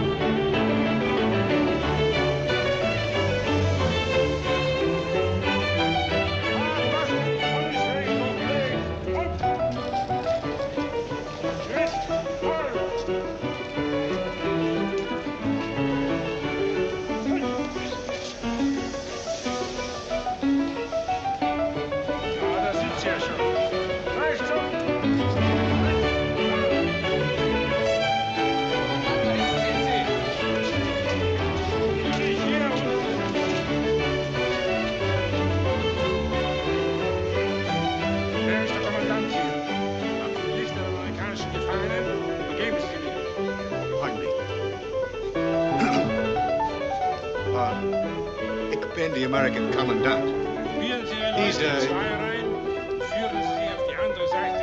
These men, ik ben the American. Guess we better go across. Okay, man, everybody on the other side. Over on the other side. Ik ben the American commandant. Perhaps you understand English. Back at the camp, the men chose me. Go back in line. Well, I was told to take charge. Okay, fellas, move out. Move out.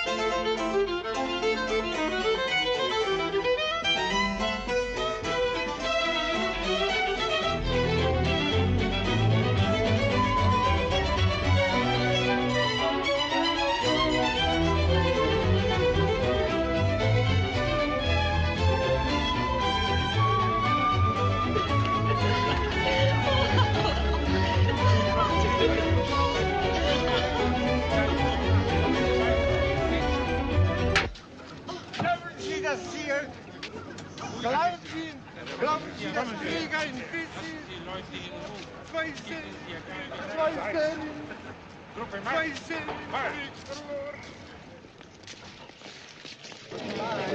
you be fooling around with any of those ooh-la-las in Montreal, Billy.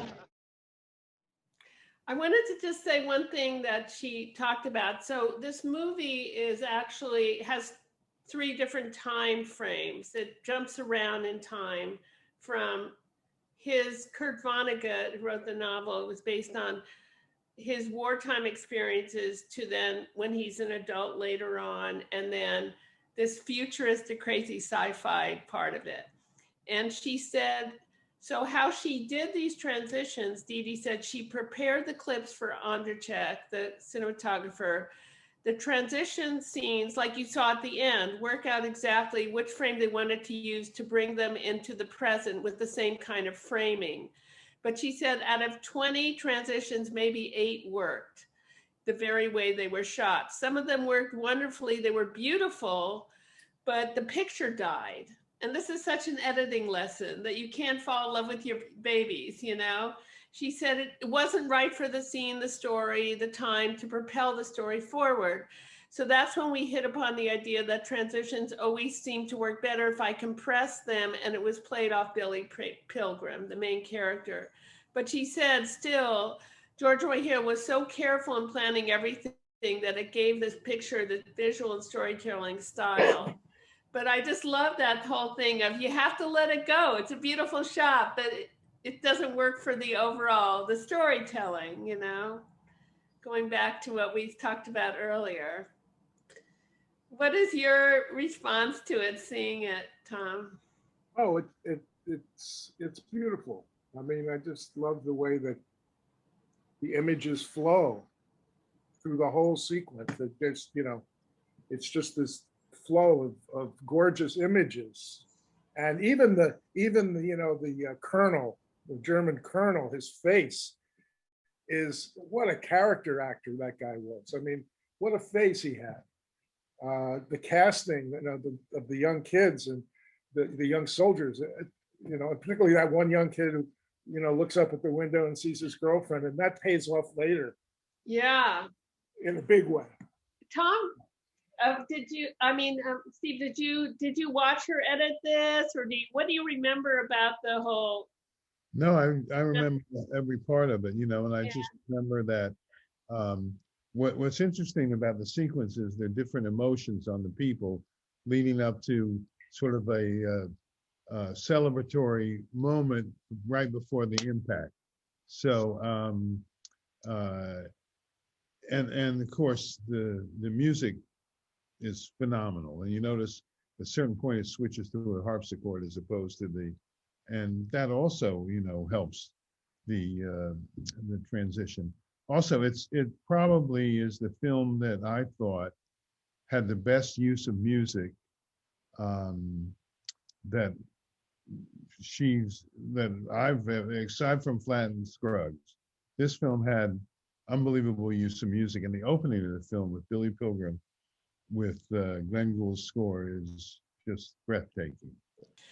So we need to wrap this up soon, and I just wanted to ask both of you, you can say anything you want, but as you now circle back to the time and move forward to now, and you look back on your experience working with Dede, if you could articulate in some way what you take away from that experience in terms of your work and your life, what resonates more that maybe you didn't think about at the time that resonates now?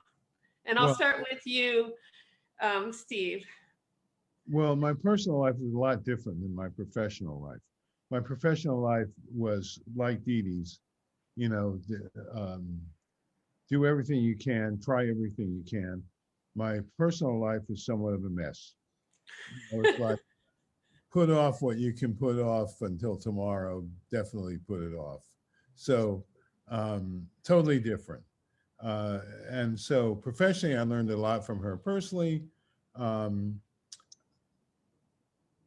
don't think, you know, my personal life is just so totally opposite. But I just, as I said in my biography, being hired by her was the most exciting part of my whole career. And, you know, and to this day, there are two people that I think of quite often who are now no longer with us, Dede and Richard Marx. Dede was my mentor. Richard was my co-worker with Dede. And, you know, it's just, it's like losing something that stays in your memory and even gets better and better as you go along. So, you know, I mean, I consider that my whole career is really founded on being with her. So that's wonderful. And Tom, obviously this is a little more personal for you. We don't have to do any psychotherapy or anything. Just well, no, I think that the thing that I carry most from her is, first of all, her work ethic was like right there. I mean, she was always there. And I'm very much like Steve, my personal life, I'm loosey-goosey and, you know, horrible procrastinator. But the thing that she told me was when I was first starting out in the business and I had gotten my first job was, you know, I can help you get started, but you're going to have to make it work. It's going to be up to you. I can get you a job maybe, but you're going to have to keep it. And that involves making sure you show up. I've heard this quote attributed to many people but I first heard it from her, and it was, you know, 90% of being successful is showing up. Just getting to work every day and doing the best you can and being on time and dedicating that time that you're there to doing your job. And also the other thing was that she always encouraged me to read. I remember a quote, I think it was from an interview or something, and she said, if you want to learn about story and you want to learn about drama, read Shakespeare. Okay, that always stuck with me. And I've not read a lot of Shakespeare, but I have worked on some Shakespeare things, and it's true. I mean, his story, his dramatic construction was classic, you know, and you know, the acts, the way you split up the acts, and the way that you advance the story and develop characters and develop the plot. That's something that I guess I got from osmosis from her, because she talked about that a lot. You know, she was very, she always talked about the, you know, wonderful performances and the terrific dialogue, you know, the way that things were written and the rhythm of the film, the rhythm of how people talked and how that has to relate to the cuts. And it's true for me when I mix, you know, in terms of finding ways, because, you know, mixing is very much like sleight of hand. And you've got to be able to hide your moves. You're moving the faders around and you're adjusting volumes on sound, but you don't want the audience to perceive that. So you've got to find a way to do it in a way that it'll seem natural to an audience listening to it. And a lot of that is about the rhythm and how the rhythm of the dialogue fits with the rhythm of the music. And so that you can weave the music around the dialogue and that the music can be played at the right level under the dialogue so that it does its thing emotionally without overwhelming what the actors are saying.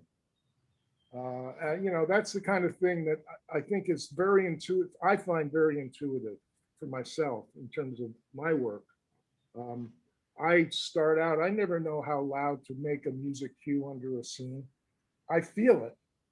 I just feel where it should be. And if it's too loud, I sense it. You know, it's just that it's an intuitive thing. I think I got a lot of that from her. That's really interesting. I mean, she talked about spending time in the theater as a child, as a young person, and how important it is to go to theater and also cut with your gut, which is cut with your gut. Thank you both so much for being here. It's so meaningful, I'm sure, to everybody who will be watching. And I really appreciate your being part of this very important part of the tribute to the wonderful Dede Allen. Well, it was also a kick for me to have Tom aboard. I thought same here. I love the idea to put you two together. Right. It's really great. Fantastic. Well, it was great seeing you, Steve. Good to see you, Tom. Okay, and thank you for doing this, Bobbie. It was really yeah, it's great. You know, it brings back such pleasant memories. Yeah. Thank you. All right. Thank you.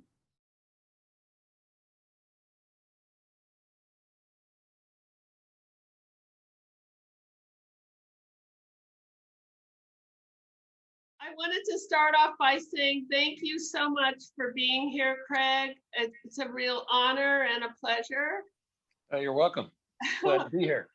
Yeah, and of course, your collaboration and your relationship to Dede Allen was so meaningful, I know, to you, and I'm really excited to talk about that. So first, I wanted to ask you how you first knew Dede. What was your first interaction with her? Oh, it goes back many years before Reds. I was an assistant editor, and it actually goes way back.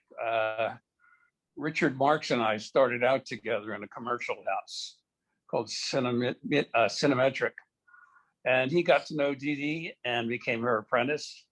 And at one point, I think my name got passed on. And so I worked with Dede early on as a sort of ADR assistant editor. And I knew her from then. And so as I progressed and became an editor and went through all that, we were very much aware of each other. And that was the initial meeting back then, you know. And over the years, I was very friendly with her, you know, go to parties at her house and stuff like that. And so I guess when she was looking for a partner to do Reds with, I had just finished Melvin and Howard very successfully. It was critically acclaimed. And one day I got a phone call in my cutting room, and my assistant, Karen Stern, handed me a phone and said, "It's Dede Allen for you." And so I said, "Hi, Dede, how you doing?" "Good, blah, blah, blah." And she said, "Listen, I'm doing this very big project, and it's the Russian Revolution, movie stars Beatty, Diane Keaton, Jack Nicholson. And quite frankly, the project is too big for me alone, and I'm looking for a partner." And I said, "Well, that's interesting. I would certainly like to work with you." And so we decided to get together and have a meeting. And we did. We talked about it. And she was still early on in the movie. And she agreed that to the partnership. And that was it. And we were just both buried from then on in, you know. What an incredible undertaking. I don't know if there's ever been a film in the history of cinema that was that gargantuan a project. You were, I think you had 64 post-production crew. That's correct, yes. Yeah. And 2.5 million feet of film. How many? What did you say? I think it was 2.5 million. No, it was more than that. It was 3. Over 3, yeah. Over 3, and 6 to 7 day weeks for almost 2 years. That's correct, yes.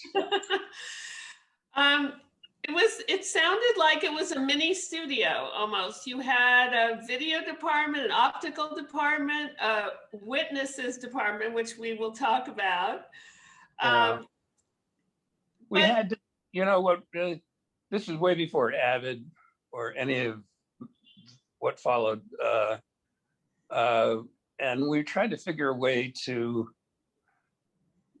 plow through all of this film. I mean, there's over 3 million feet of film. And we had heard about Kubrick had set up his editor, Ray Lovejoy, had set up a system which the moviola acted as a film chain and then fed into a beta deck. And we could put down the footages of each line and punch up those footages and look at each take. And it was a tremendous time saver. And so we bought the system from Kubrick and we used it on Reds extensively. You said something about if you hadn't had that innovative system, you might still be editing the film. Probably. That's not only due to the technical equipment, but maybe the director too, I don't know. But it also sounds as if you had, like when the actors would do a tremendous amount of takes, they would change dialogue. It was not just a huge amount of different performances, but dialogue too. So I mean, it must have been incredibly overwhelming, but somehow the two of you had your own separate cutting rooms, you said. Yeah, that's right. And how did you decide to divide up the material? How did that work out? It's kind of random, you know. I'll take that one. Okay, then I'll take that one. You know, it was that kind of thing. There was no real plan to it. It's just that if we had stuff that was closely related in the story, we tried to put all of that together at once. So we had at least a block of, you know, story working. But there wasn't anything really spelled out in terms of that. Where we did, the trickiest part of Reds was incorporating the old people. Yeah, I wanted to ask you about that. That did sound like an incredibly challenging thing. So can you describe the witnesses, like what that actually was in the film? Well, they were witnesses to the life of John Reed and Louise Bryant. They were actually very old and still alive and knew both of them. Warren wanted to get them in the movie somehow. He thought it would be an interesting, and it was indeed one of the more interesting elements. And he started shooting with Vittorio Storaro. They started traveling all around the country. Vittorio had a little black tent that he put these old folks in, and Warren would ask them questions and talk to them. And that started well before the original principal photography. And by the time we got done with the cut, I can't give you an exact number, but a large percentage of those old folks had passed on. And so it was an early idea. Interesting. I mean, they were shooting the old folks. And back in New York, we were still working on the script. The script was never totally done.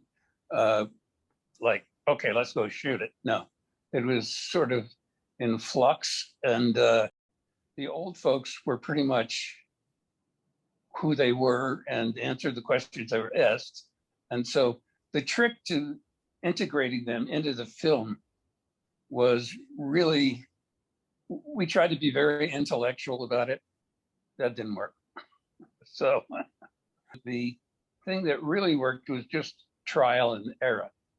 And if we had an element that tied into the narrative, in other words, whatever was going on in the narrative, they were also the old folks were talking about, we found that combination worked. And so, but we still had to do trial and error because some of the old folks worked, some of them didn't. And so we went through the whole picture. Like it was the hardest part of making the movie, aside from dealing with the size of it, just the mere size of it. Yeah, I mean, and you used it in so many different ways. You did it as kind of voiceover commentary, and sometimes they would talk to each other. And I also thought it was interesting because there was a lot at the beginning which, characterized Louise Bryan as a sort of not totally sympathetic character, which gave her more depth, which was really interesting. But it was, I think it's so impressive because you could have broken the narrative flow by. Well, that was the concern. Yeah. I mean, we tried it a few times initially when we were trying it. And by the way, I must mention that Kathy Winning was, she was we had a whole department called the Old Folks. Kathy was the editor in charge of that, and was helpful in all of this part of the process. We found that the first time we cut stuff in, it did in fact stop the narrative flow. And we were really worried that it wasn't going to work. And then somehow we found a piece that fit into the narrative, and it showed us the way, Yeah. And Dede would say, well, okay, that's it, I had an interesting relationship with her. She was a mighty force, let me put it that way. And I often, if somebody said to me, well, how do you think some reporter wanted to know what it was like working with Dede Allen? I said, and what did I get from it? And I said, well, Dede taught me to be a general. And if anybody could teach you to be a general, it was Dede. And I meant by that on many levels, not just being a general, because creatively, I had a very interesting relationship with her. We hardly spoke to each other about the scene. We sort of saw what the scene was. We sort of knew intuitively, and we went about doing it. And I go, yeah, well, what about you? Oh, yeah, sure. Okay. Then, and that was the conversation. You said you finished each other's sentences a lot. Well, sometimes we didn't even finish them. Yeah. We knew what it needed, So it was a wonderful relationship in that regard, Yeah. Yeah. And what else did you talked about a lot about her wisdom and her value system in terms of editing. Can you articulate some of that, what you learned? What I learned from her were some simple things. I didn't actually, I think I knew it, but she was there to say, this is what she believed in. Do you believe it? Can you help me get there? And she used to say, the most important thing she used to say is, always cut with your gut. The other thing I remember her saying is she had another expression called performance is king. And I mean, if you had a shot that didn't quite match it, but the performance was better in that shot, you picked the performance. And I agreed with her on that. I mean, I think we were lucky because we were both considered the actor's editor more than anything else. We were both performance editors. And so that smoothed the road very easily because we both knew what we were looking at. There's another expression you mentioned, right time, right place editing. Yeah. I mean, you constantly have this choice of all these shots and where are you going to be to tell the narrative? And more important, the human story, And so we always felt that when you make an edit, you can make it, even if it doesn't match, but it's the right time to do it, go ahead and do it, and we did that. We did that not a lot, but we did it. And so it was the right information, either emotionally or intellectually, to move the narrative forward to where it had to go. And the other thing, she would, we were both interested in brevity. And we both, I mean, I'm a little smoother editor than she was. She was more bold in her dynamics.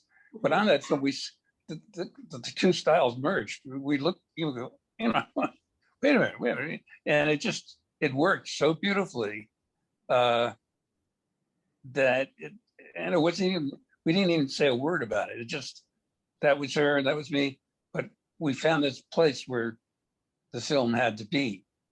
And so I always thought that was quite, you know, that was really wonderful. One of the most wonderful things that happened on that experience.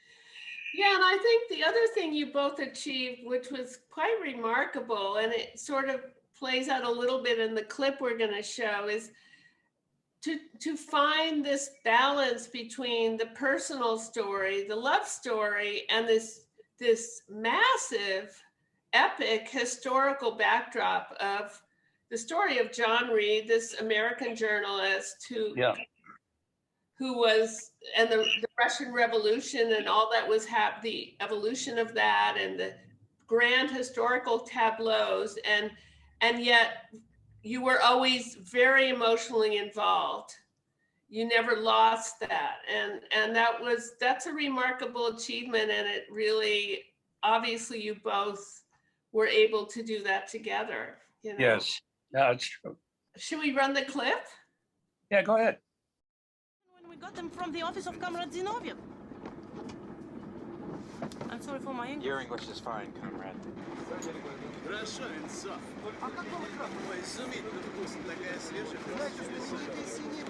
Zinoviev, did you do the translations of my speech? I supervised it, yes. I didn't say holy war, I said class war. I took a liberty of altering a phrase or two. Yes, well, I don't allow people to take those liberties with what I write. Aren't you propagandist enough to utilize what moves people most? I'm propagandist enough to utilize the truth. And who defines this truth? You or the party? Is your life dedicated to speaking for yourself? You don't talk about what my life is dedicated to. Your life? You haven't resolved what your life is dedicated to. You see yourself as an artist and at the same time as a revolutionary, as a lover to your wife, but also as a spokesman for the American Zinoviev, party. you don't think a man can be an individual and be true to the collective, or speak for his own country and the international at the same time, or love his wife and still be faithful to the revolution? You don't have a self to give. Would you ever be willing to give yourself to this When you revolution? separate a man from what he loves the most, what you do is purge what's unique in him. And when you purge what's unique in him, you purge dissent. Camaraderie. And when you purge dissent, you kill the revolution. Revolution is dissent. Camaraderie. You don't rewrite what I write. No.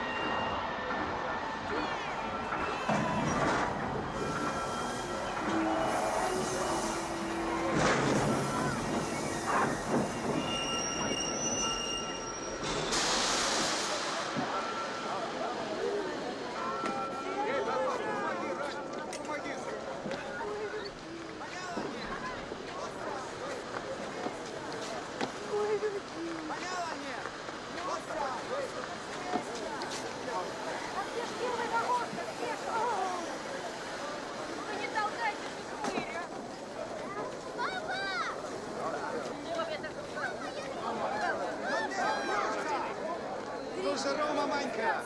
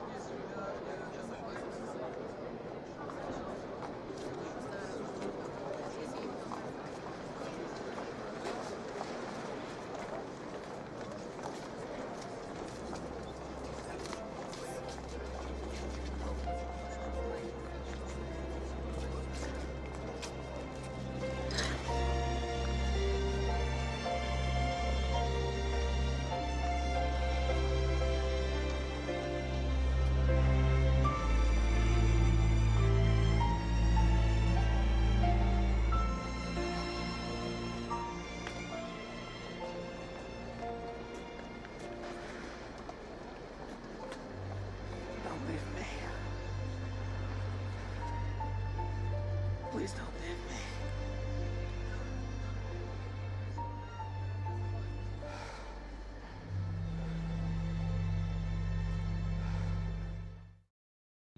I must say the opening part of the sequence when they're arguing or you don't rewrite what I write, that first segment was up until the explosion was edited by Angelo Correa. Then after the explosion, running through the fields, coming to the train station, bringing them together, I did that part. And you said you were inspired by the Odessa sequence and the montage, Russian montage. Yeah. Stufkin and Yeah, no, I was. There's a little Eisenstein in there. Yes, definitely. Yeah. Odessa steps. And it's very, very powerful point of view in that too. I thought very, very visceral, very beautiful. And I also thought the whole sequence at the train station with when they finally meet, there is such a buildup to this scene because it takes all the obstacles they face for so long to finally see each other. Mm-hmm. And I love the way, you and Dede also talk a lot about eyes when you're editing and just following her and staying with her so much, even after she sees him, you just stay on her and trust the moment to just carry that through. When something's working for an editor to just be brave enough to do that and that's going to hold, Yeah, I think you're right about the eyes. I mean, a lot of choices are made by how the actor's eyes are, and if you can see the truth in it, that'll be the choice, Yeah, and just the way you see the cot with the dead body, and then just the way he's revealed is so beautifully done and such it is. Yep. Such a surprising, because the element of surprise is, of course, a wonderful tool for the editor, and just the sort of double take of the back and forth of how they discover, and you underplayed it. You didn't overplay that. And it's just so Right. beautifully crafted. Well, thank you. Yes. Yeah. I just one of my favorite scenes from the movie, actually. Yeah. It's very interesting. There was Dede, there was Warren, and there was me. And so how that all played itself out was kind of interesting. I remember I had cut this is a Warren Beatty story. I cut a. Is this the narcissist story? Yeah, I was going to tell it. Should I tell it or not? Yes, I was going to ask you. All right, so I'm in my cutting room and Warren pops his head in. Well, first you have to say that he told you right off the bat. Oh, wait, I'll get to that. Oh, okay. He pops his head in, and he says, "Can I take a look at what you got?" And I said, "Sure." And I think it was very early on, and he said, "But I want you to know one thing: I'm the biggest narcissist in Hollywood," which was appropriate because I had been working on this scene with my assistant, Jill Sabat, and he was very good in the scene. There was one take in which he was the acting was really good, except that he had a little crow's feet showing. And I said to Jill, I said, "Do you think, what do you think?" She says, "Well, I don't think he's going to like it." And I said, "Yeah, but he's so good. I can't not put it in." And she goes, "Okay." And so I put it in, and Warren comes back and I'm showing him the scene, and he goes, "Oh, it's so good. I really like what you did there. It's fabulous. It's fabulous." Except, do you know that one shot? And we know the shot he's talking about. I said, "Yeah." I said, "You're really good in it, Warren." He goes, "Well, don't you think it shows a little too much character?" And so the shot didn't survive, I'm sad to say. Yeah, the narcissism took over. Did he pretty much leave you two alone, though? I mean, how much involved was he in the cutting room, or did he? When we had something to show him, he would come in. He wasn't there while either one of us were in the process. In other words, he didn't stand over my shoulder or Dede's shoulder. He just, and then he said what he had to say once he saw the scene, and we'd either rework it or keep it or do whatever. But he was not overbearing in that way. Yeah. And I also just wanted to finish off by saying, you know, that this was a beautiful period in New York. It was you were independent from the studios. You were all working in one place together and had the ability to create this mini studio and to really take that amount of time and to have artistic freedom. And it was really a unique time that didn't last forever, and it's the ultimate playing out of that artistic independence, that he got the financing himself, and it was his passion project, and very powerful voices in the cutting room, and that you got to really blossom and do your best work, and you got Academy Award nomination, which I should mention. And you know, it was a really momentous and important moment in editing history. This project you did together, you know, it's really remarkable. It was she was actually just absolutely wonderful on that film. In many, many ways. You know, she wrote me this little note that was the sweetest note about, you know, she addressed it to my partner and thanked me and had real insight into what my contribution was. You know, she was really, she's a wonderful person, and had tremendous insight, and was able to give great guidance. I don't think there was ever a misstep with Dede. Never. I mean, she thought it out really well, and she cared like ferociously about what she was working on. So for me, it was a truly great experience. And, you know, I mean, she was an example, but not only for me, but everybody on the film, you know, and so I just think I was privileged to work with one of the greatest editors ever.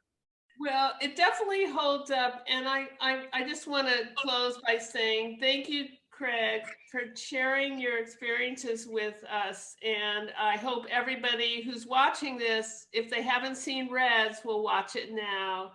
And I thank you for being part of this panel honoring Dede. So I'm more than welcome to do that anytime. Please explain why I'm sitting this way because of my back.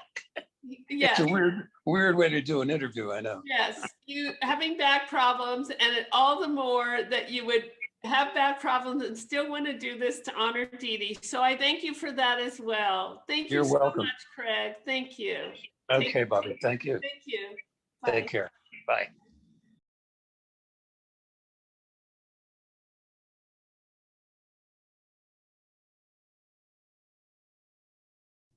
First of all, I want to thank you both for being here to honor Dede Allen. It's very exciting person to honor who really transformed the awareness and the artistry of your fields of editing. And this particular movie was a really interesting challenge for an editor, as you both know, I'm sure, in terms of the fact that it's all dialogue and all people in one room, which is in some ways considered the biggest challenge for an editor. I think interactions and psychology and subtext and all that. And I was curious, Joy, when you first became aware of Dede Allen's work, do you remember? I do. I remember the first time I watched Breakfast Club, and it was interesting because to me, when I first saw it, I felt like it had just been made, but I knew that it wasn't because I was watching it on TV and not on a big screen. But the viewpoints and the way that each character in that film is so accessible, and I think, you know, touches on just about every single person in their own journey through high school.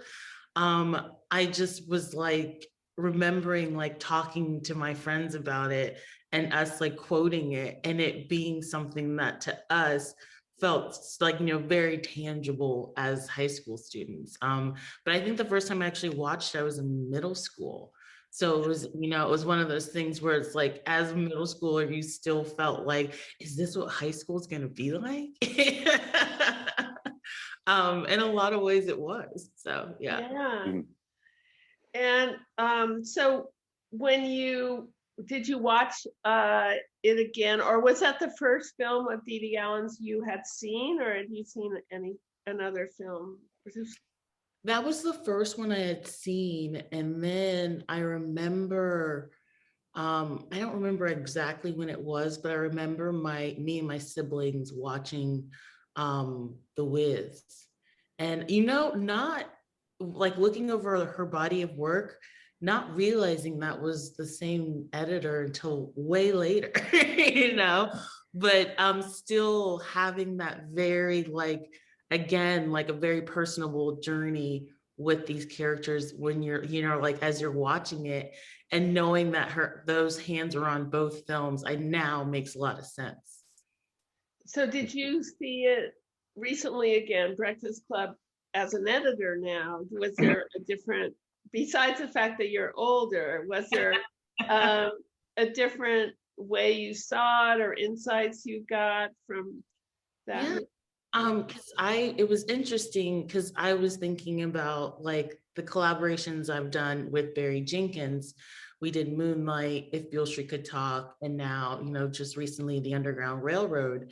And I feel like as an editor, because I co-edited Moonlight and If Beale Street Could Talk with Nat Sanders, and both of those films, I got the scenes that take place in one location for like, you know, 7+ minutes. And so I was realizing, you know, as an editor, doing that for a scene, you know, is quite, you know, something to take on. But Dede did that for basically a whole entire film. So I was like, I can't make any complaints because she was able to tackle it and keep each scene so fresh.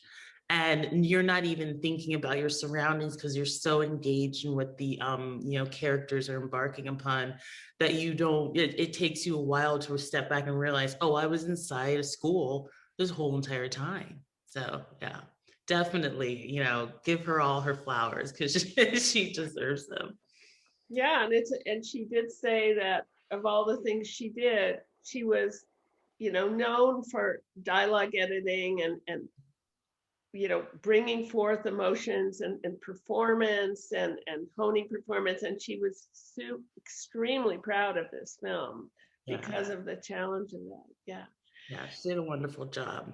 Yeah. So, Billy, you, we had done an event before and you had said, so you were on this as an apprentice. You had done just I think a TV pilot before that. So you were very green and young. Very green, yes. And now flash forward, you've had this incredible career. You're still having this incredible career. And you said to me that what gave you the most street cred of all your films? Yeah, I mean, it happens weekly, believe me, or every time I meet someone new and they say, oh, what films have you done? And I say, you know, I did Argo, I did this, 0 Dark 30, I did this, I did that. And they go, oh, yeah. And then I say, oh, I was an apprentice on the Breakfast Club, and their eyes light up. I mean, it's unbelievable. It never changes. You work on the Breakfast Club? I mean, it's just. How do you explain that? Why do you think that? I just think, like Joy said, it touches everybody. And I was like, we were talking earlier, you know, I was 25 or 6 when I can't remember exactly, when I was on the film, and it felt high school was pretty fresh at that point. And, you know, I saw myself in 2 or 3 of the characters, and it was so real in terms of like my high school experience, and to some respect my college experience too. And now all these years later, I'm the father of a teenage girl, and my son's, you know, just is in the middle of college, and I see it now through their eyes, and they've seen the film and they relate to it just like I did, and like it feels like it feels like it could have been made a month ago. So I just, for whatever John Hughes captured, it seems to just be timeless. So it is just really interesting seeing my kids like having those struggles in one way or another, and so I think it'll go on for generations that way. And you know, the first time I met Dede, I mean, it was you know, it's one. I think it happens on every editing job. When you hear about a job, they say it's a big film, but we can't tell you who's on it, or can't tell you who the editor, you know, because they don't want to let anybody know, or, you know, it's always very secretive. And so I actually got the job without knowing what it was or who it was for, because I was so new, and they said some big editor needs an apprentice. And all I did was I put trims away, which is a foreign thing now. And the first time I met Dede, I was in a separate room, and, you know, she was coming in, and I had a big roll of mag, you know, track that I unfortunately dropped the core out of. And I don't know how everybody remembers that. It's like, the worst thing that can happen to you. So I was standing on a chair over a trash can trying to unwind this thing, and I was standing on a chair, and I turned around, and there's Dede Allen. It was so embarrassing. I mean, I was just humiliated my first day, and but she was lovely and welcomed me, and she was just larger than life in every way. I mean, she was a star and kind of knew it, but lived up to everything that you would think of from someone like that. She was just very confident in her opinions, and funny and smart, and I just adored her. And and we were able to stay in contact a little bit. She worked for Warner Brothers, and when I got a break to work on Heat, she was at Warner Brothers as sort of their editing consultant. She was lovely to me, and we'd see each other at the Academy sometimes as the years went on, and it was a relationship that I'm proud to have known her. And you said you got an apprentice credit, which didn't always happen. That was. Well, that's what I was told. I mean, I never spoke to Dede about it because I felt so lucky, But everybody on the film said, "Oh, Dede." Even before I got a credit, they said, "Well, don't expect a credit. Dede doesn't give apprentices credit." And I thought, well, okay, that's okay. I mean, she seems to like what I'm doing. So, but then she gave me an apprentice credit, and I was just like over the moon about it. It was, like I said, it's my third movie or something that I was on, or third show, and it was just all so overwhelming, to be in a big studio movie. And then, like we were saying earlier, when I saw the film the first time, which was, they had shot the film in Illinois, and so I started working on it when they came back. So the movie was already pretty much assembled.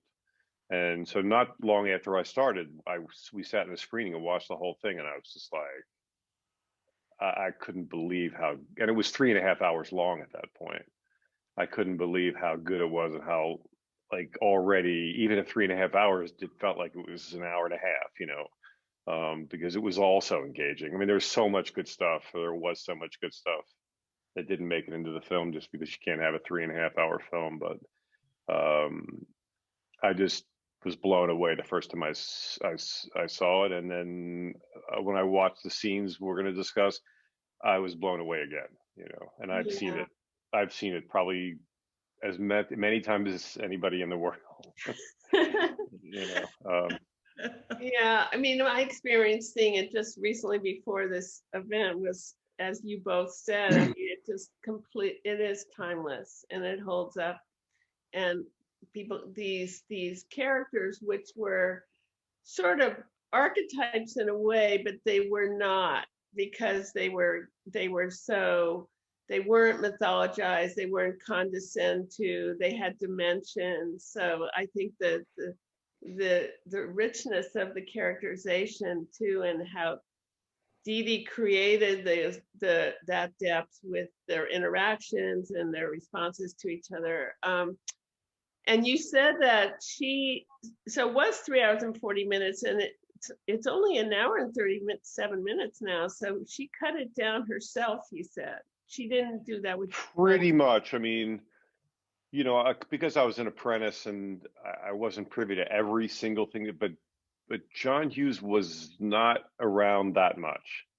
I mean, he came to screenings, obviously, but Dede, he would come to a screening, and then a couple of weeks later there'd be another screening, and in between, I mean, they would talk after the screening, but it seemed to me that Dede was cutting it down on her own, and she just seemed to know, like, what jokes or what moments were too much or what were not enough. And because, like I said, there was a lot of funny stuff that came out, but when I'm thinking back, a lot of that stuff was too broad. It was too sort of like comedy for comedy's sake, and she just had an instinct to know what was real and what people would relate to. And when you watch the scenes, we're talking about the reactions, like, it's very reaction heavy in a great way. So it's like you're always seeing, like, what everybody's experiencing, and she picked just the right moments to, for audiences to really see inside the characters. And it's so difficult to do well, and she makes it look so easy. Yeah. But when you start examining it, you see how brilliant it is. Yeah, because as you both know as editors, when you're involved, you're taken along for the ride, and you're actually not supposed to think about that. And so you said that this sounds so Dede, she would laugh when she would just break the rules, right? Yes. She would say, I'm doing it again. There was some moment I remember where in the film somebody's crawling over a desk. I can't remember, and it's just like the way the cut was just something that you wouldn't do, and I can't remember the exact cut. And she looked at it. She goes, they say you're not supposed to do that. It's breaking the rules. And she just like started laughing. It's like, well, it seems to work for me, or and she just did it, and she just. Yeah. I mean, she had I don't know what the word is, like a mastery of it, like she was in complete control, and she knew she knew what she was doing in a way that I hope one day I'll feel like, that she just seemed to have complete control of the craft in a way that I think is it's mind blowing. Like I've been doing this now on my own for 25 years or whatever. And I have moments maybe, but where I feel that way, but she just seemed to have like the whole thing in complete control. And so because of that, I think she was intimidating to everybody because, she would drive the color timers nuts, like. Oh, you have to tell the Technicolor story. You have to tell that story. Well, we were at Technicolor color timing, and she was saying, well, that really, because photochemically, you just look at reels, and you have to, sometimes you couldn't see them side by side. You'd remember like what it looked like before. It wasn't like doing a DI, and where they go like, here's what it was before, here's what it was after. They'd go back and forth. It was, sometimes just by what you remembered the color looked like, and they were trying to like snowball her into like accepting a print, and she was like, I'm telling you, it's red, it's too red, she was. And then they finally put up the other. She was right, of course. And on the way to the car, she looked at me and Nancy Frazen, who was one of the first assistants, and said, don't they know who I am? But she was so right, it didn't even feel boastful, because it was just like, it was just so matter of fact and true, like nobody knew better than her. They just didn't, and she was aware of it. Yeah, and she said that she took charge of the space. I mean, I just talked to Craig McKay about working on Reds, and he said he learned how to be a general from Dede. Mm-hmm. Well put. That's very well put. Yeah. So, but it's interesting also that, what John Hughes said about her. He said, if you look at, this was her his second directorial. He did 16 Candles and then this. And he said, if you look at 16 Candles, there's no close-ups, there's nothing, there's no coverage. And he called her his genius mentor. He said, when Molly cut and dyed her hair, I'm talking about mismatches. When Molly cut and dyed her hair mid-shoot, I was freaking out about it. Dede said, honey, if they're watching her hair, you're dead. So don't worry about the mismatches. It's totally irrelevant. If you're telling a story well, it's compelling. No one's going to notice. And she had this whole focus on eyes too. She talked about eyes a lot, and she said, when the eyes of the character that you're on shift in a way that changes the attitude of the actor, that's a mismatch. You don't carry through the tenor of the performance that you're watching. If the eyes are different, that's what people look at. And I'm thinking about all those silent reactions in the eyes, and the subtleties of, to me, when I notice when editing is bad, the most blatant example to me is when you're not on the person you're supposed to be.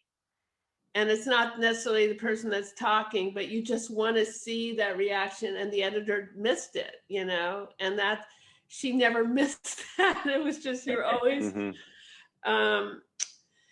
I wanted to also, you both chose, when we were talking about clips, you both chose basically parts of the same sequence, which is so smart because it is the heart of the film. And that was very bold too, don't you think? I mean, when they're sitting down and they're having this sort of group therapy session for 15 minutes, sort of at the kind of act 3, I mean, it's apparently the head of the studio didn't like it at all, Dede said, and had something derogatory to say about psychology.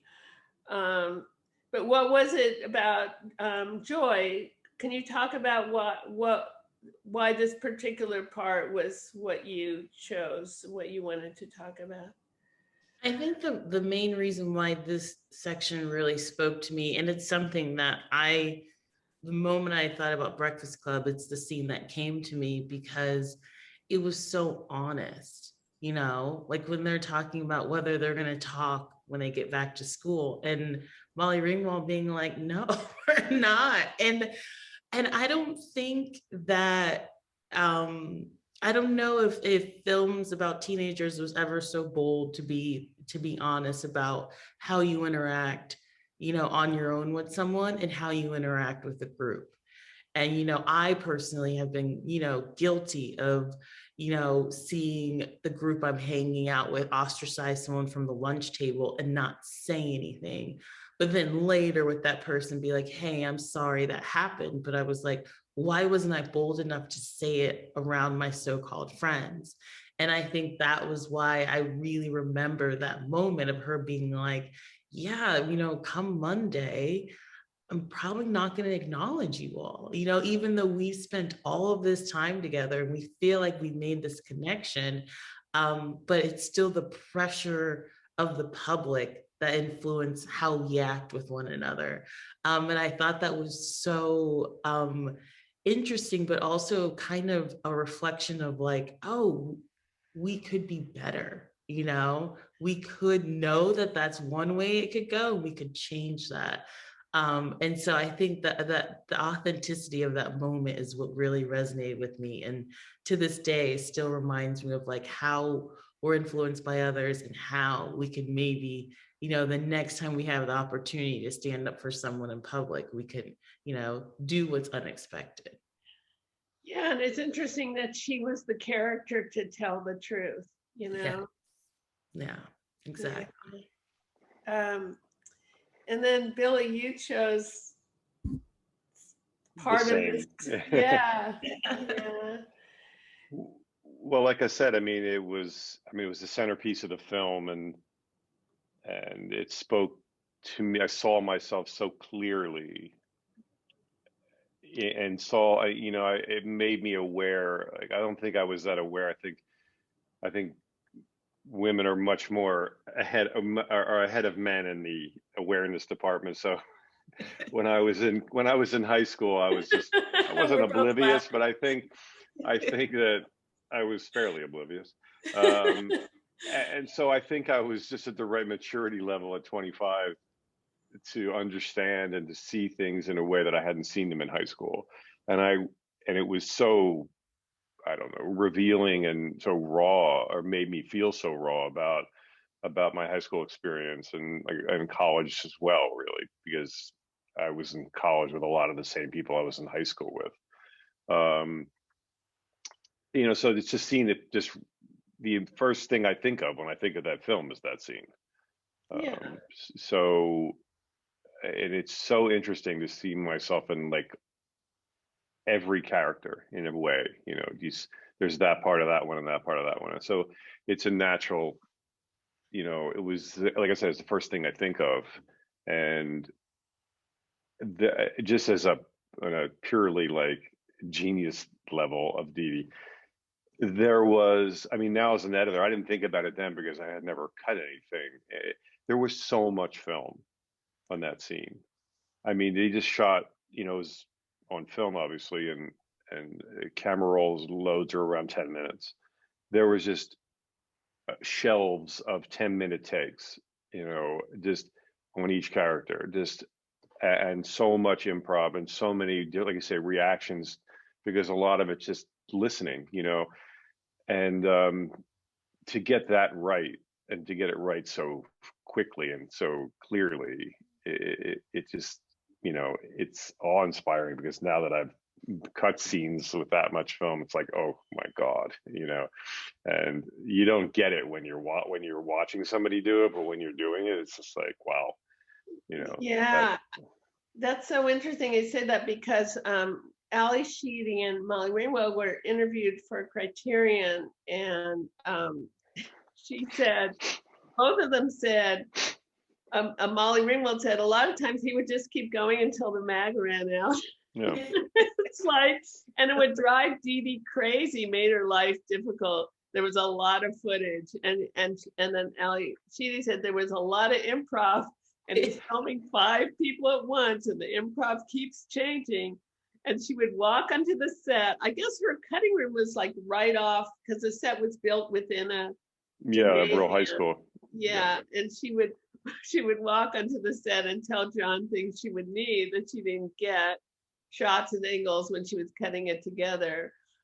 And I just want to say this one thing, because I don't know if you two feel this way, but one of the things that struck me when I was watching this, and you really see it in this sequence we're about to show, but all the way through, is that Ali Sheedy's character, Allison, she's silent for pretty much the first half of the movie. In fact, they all become more verbal. There's this, that's the other thing the editor does, this build up to intensity and shifting alliances, where suddenly the two girls are not, you know, kind of connecting in the way they didn't before, and how she foreshadows this with reactions like, oh, there's a little side glance between Allison and Andrew or whatever, and you know later they're gonna have a thing. And but Ali Sheedy has so much emotion in her face, and she hardly talks in the movie. And what I love about this is Ali Sheedy said, this was only halfway through the movie when I guess she hadn't talked yet. She went up to Ali Sheedy and she said, she saw everything that I was doing, and she wanted me to know that she was watching me. And that was the first half when I didn't have any lines at all. She said, continue. So I think she saw gold in those moments, and she wanted to make sure this relatively inexperienced actress knew how much she was giving. You know, and she's almost like the moral center, like the observer, and she's not even there for a reason. You know? So good. It's so funny, because I just did a movie with an actress, and it was her first time starring in a role, and she was like, what advice do you have to give me? And I said, even when you don't have dialogue, react. Because as an editor, I will use your reaction, you know? And I think that's one of the things that, like, that's amazing that Dede came up and told her that, because I'm sure she's probably like, I don't have any dialogue. Is the camera even on me? But I'm like, oh no, the camera's catching it all. And a lot of times those reactions as an editor, they save us, because we're like, oh, what am I going to cut to? Because I want to, stitch these 2 lines together. I'm like, oh, this is comedy gold, this reaction, Yeah, I mean, and of course, I'm sure it was daunting because she had so much of it, but she also knew where she was. And also, as you both know, you have a roadmap, you know where you're going, and you know how these characters are going to evolve. So you have to set this stuff up. So you're sort of watching how you can build to all these different threads. Exactly. She's got a lot of balls up in the air there, you know. Definitely. No, it's so hard, and it's so effortless looking that I think you underestimate how much skill it takes to do that. And it's funny that you say that, Joy, because that's what I always tell. I tell actresses or actors the same thing. Like, listen and react. Because I mean, I've had major movie stars in movies where when they're not talking, it's just like, you know, and I'm just like, do something, blink something, you know, so I can cut to you, you know.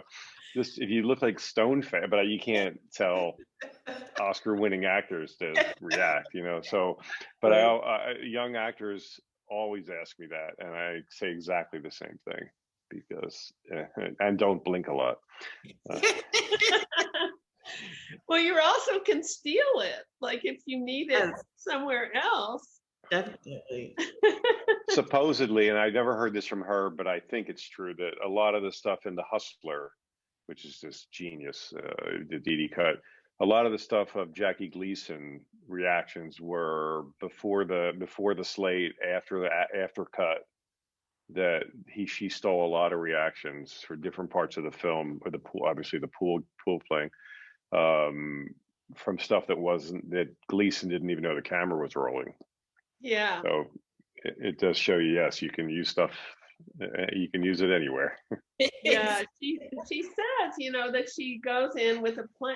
She went in with a plan, but that she was always looking for the unexpected. Those, I'm sure you both do that too. Those little nuggets, and it could be just before they yell action, or it could be any place. But you find these things, and it's.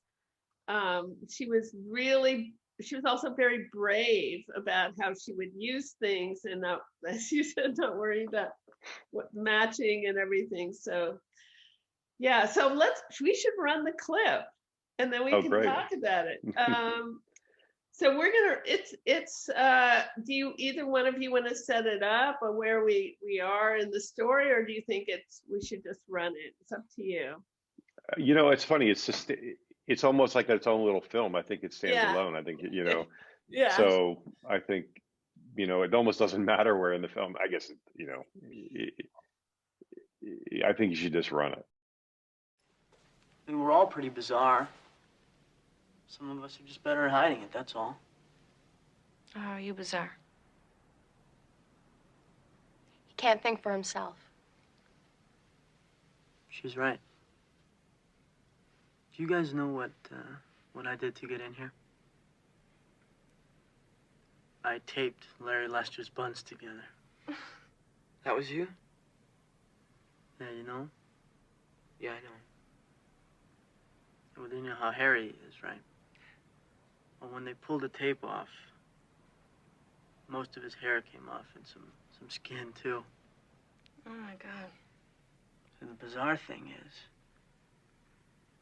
that I did it for my old man. I tortured this poor kid because I wanted him to think that I was cool. He's always going off about, you know, when he was in school, all the wild things he used to do. And I got the feeling that he was disappointed that I never cut loose on anyone, right? So I'm sitting in the locker room, and I'm taping up my knee, and Larry's undressing a couple lockers down from me. And he's kind of skinny, weak. And I started thinking about my father and his attitudes about weakness. And the next thing I knew, I jumped on top of him and started wailing on him. And my friends, they just laughed and cheered me on. And afterwards, when I was sitting in Vernon's office, all I could think about was Larry's father, and Larry having to go home and explain what happened to him. And the humiliation, fucking humiliation he must have felt. Must have been unreal. I mean, How do you apologize for something like that? There's no way.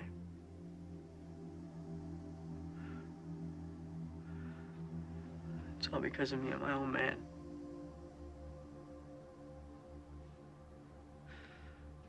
God, I fucking hate him. He's like this mindless machine that I can't even relate to anymore. Andrew, you've got to be number one. I won't tolerate any losers in this family. Your intensity is for shit. Win! Win! Win! You son of a bitch. You know, sometimes I wish my knee would give. And I wouldn't be able to wrestle anymore. And he could forget all about me. I think your old man and my old man should get together and go bowling.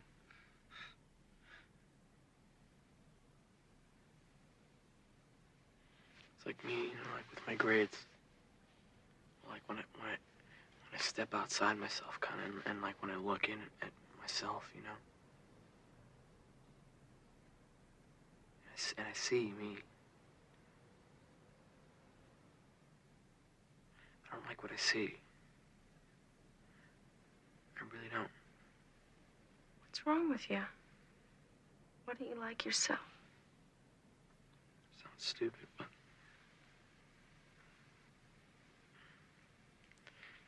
because I'm failing shop. Yeah, we had this assignment, you know, to make this like a ceramic elephant. And we had 8 weeks to do it, and then, you know, we're supposed to. It was like a lamp. And when you pull the trunk, the light was supposed to go on. You know, but my light didn't go on. I got an F on it. I've never gotten an F in my life. When I signed up, you know, for the course, I mean, I thought I was playing it real smart, you know, because I thought, you know, I'll take shop. It'd be such an easy way to maintain my grade point average. Why'd you think it'd be easy? Have you seen some of the dopes that take shop? I take shop. You must be a fucking idiot. I'm a fucking idiot because I can't make a lamp? No, you're a genius because you can't make a lamp. What do you know about trigonometry? I could care less about trigonometry. Bender, did you know without trigonometry there'd be no engineering? Without lamps, there'd be no light. Okay, so neither one of you is any better than the other one. I can write with my toes. I can also eat, brush my teeth. With your feet? Play heart and soul on the piano. I can make spaghetti. What can you do? I can tape all of your buns together. I want to see what Claire can do. Can't do anything. Now, everybody can do something. There's one thing I can do. No, forget it. It's way too embarrassing. You ever seen Wild Kingdom? I mean, that guy's been doing that show for 30 years. Okay. You have to swear to God you won't laugh. Okay. Can't believe I'm actually doing this.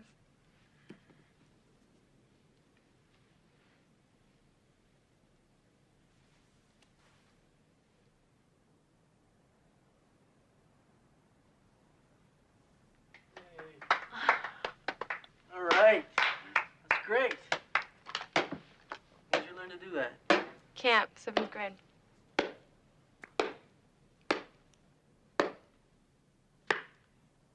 That was great, Claire. My image of you is totally blown. You're a shit. Don't do that to her. You swore to God you wouldn't laugh. Am I laughing? You fucking prick. What do you care what I think anyway? I don't even count, right? I could disappear forever and it wouldn't make any difference. I may as well not even exist at this school, remember? And you don't like me anyway. You know, I have just as many feelings as you do, and it hurts just as much when somebody steps all over them. God, you're so pathetic. Don't you ever ever compare yourself to me, okay? You got everything, and I got shit. Fucking Rapunzel, right? School would probably fucking shut down if you didn't show up. Queenie isn't here. I like those earrings, Claire. Shut up. Are those real diamonds, Claire? Shut up. I bet they are. Did you work for the money? Shut for those earrings? your mouth. Or did your daddy buy those for you? Shut up! I bet he bought those for you. I bet those are a Christmas gift, right? You know what I got for Christmas this year? It was a banner fucking year at the old Bender family. I got a carton of cigarettes. The old man grabbed me and said, "Hey, smoke up, Johnny." Okay, so go home and cry to your daddy. Don't cry here, okay?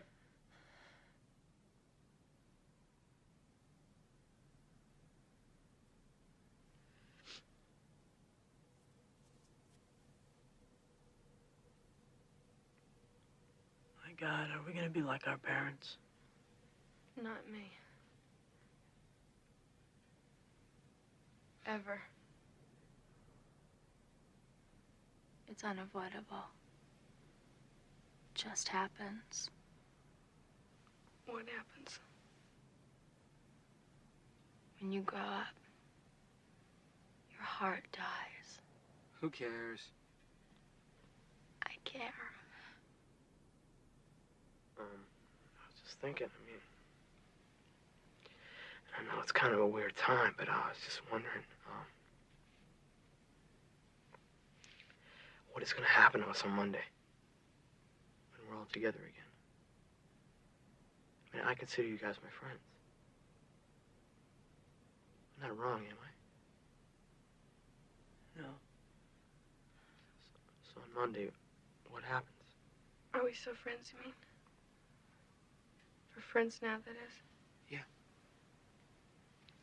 You want the truth? Yeah, what's the truth? I don't think so. With all of us, or just John? With all of you. That's a real nice attitude, Claire. Oh, be honest, Andy. If Brian came walking up to you in the hall on Monday, what would you do? I mean, picture this. You're there with all the sports. I know exactly what you'd do. You'd say hi to him, and when he left, you'd cut him all up so your friends wouldn't think that you really liked him. No way. Okay. What if I came up to you? Same exact thing. You are a bitch! Why? Because I'm telling the truth? That makes me a bitch? No, because you know how shitty that is to do to someone. And you don't got the balls to stand up to your friends and tell them that you're going to like who you want to like. Okay, what about you, you hypocrite? Why don't you take Allison to one of your heavy metal vomit parties? Or take Brian out to the parking lot at lunch and get high? Or what about Andy, for that matter? What about me? What would your friends say if we were walking down the hall together? They'd laugh their asses off, and you'd probably tell them that you were doing it with me so they'd forgive you for being seen with me. Don't you ever talk about my friends. You don't know any of my friends, you don't look at any of my friends, and you certainly wouldn't condescend to speak to any of my friends. So you just stick to the things that you know. Shopping, nail polish, your father's BMW, and your poor, rich, drunk mother in the Caribbean. Shut up! And as far as being concerned about what's going to happen when you and I walk down the hallways of school, you can forget it, because it's never going to happen. Just bury your head in the sand and wait for your fucking prom. I hate you. Yeah? Good.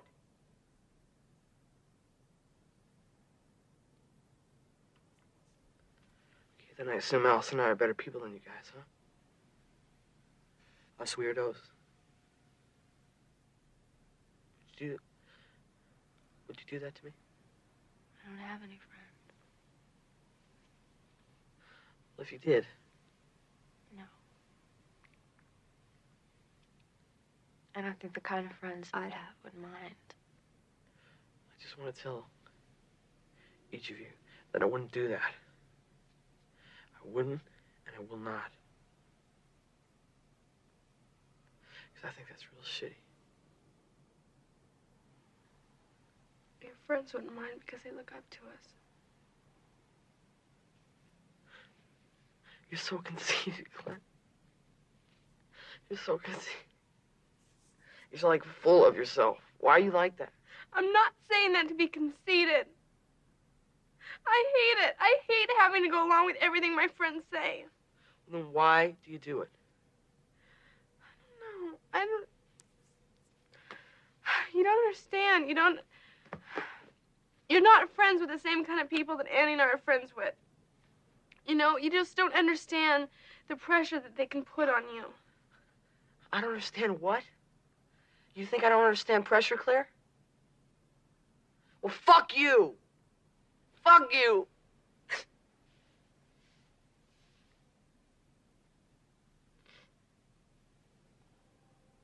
You know why I'm here today?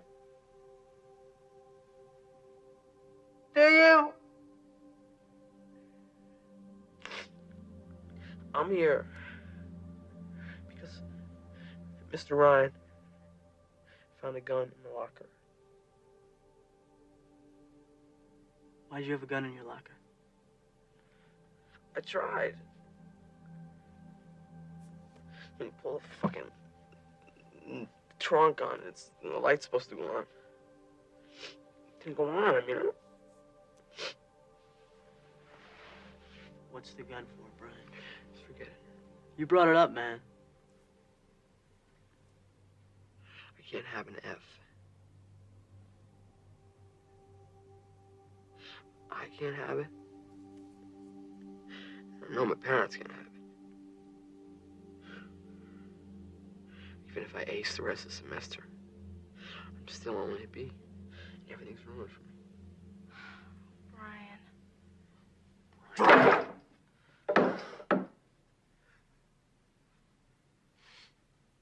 Considering my options, No, killing yourself is not an option. Well, I didn't do it, did I? No, I don't think so. It was a handgun? That was a flare gun. Went off in my locker. It's not funny.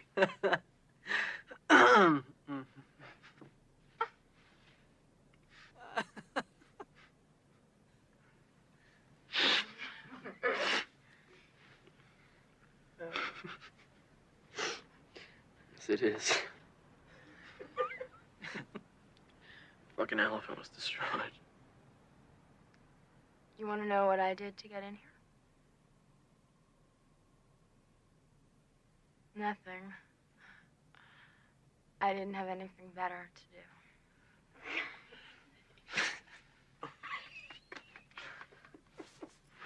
You're laughing at me. No! Yeah, you are.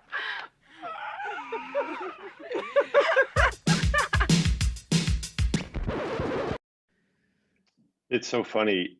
While we're watching the scene, I was thinking to myself, look at all the different things that one scene does. I mean, but good people make mistakes, do the wrong thing, peer pressure, the power of words, bullying, social norms, pressure on grades. I mean, that's in one scene.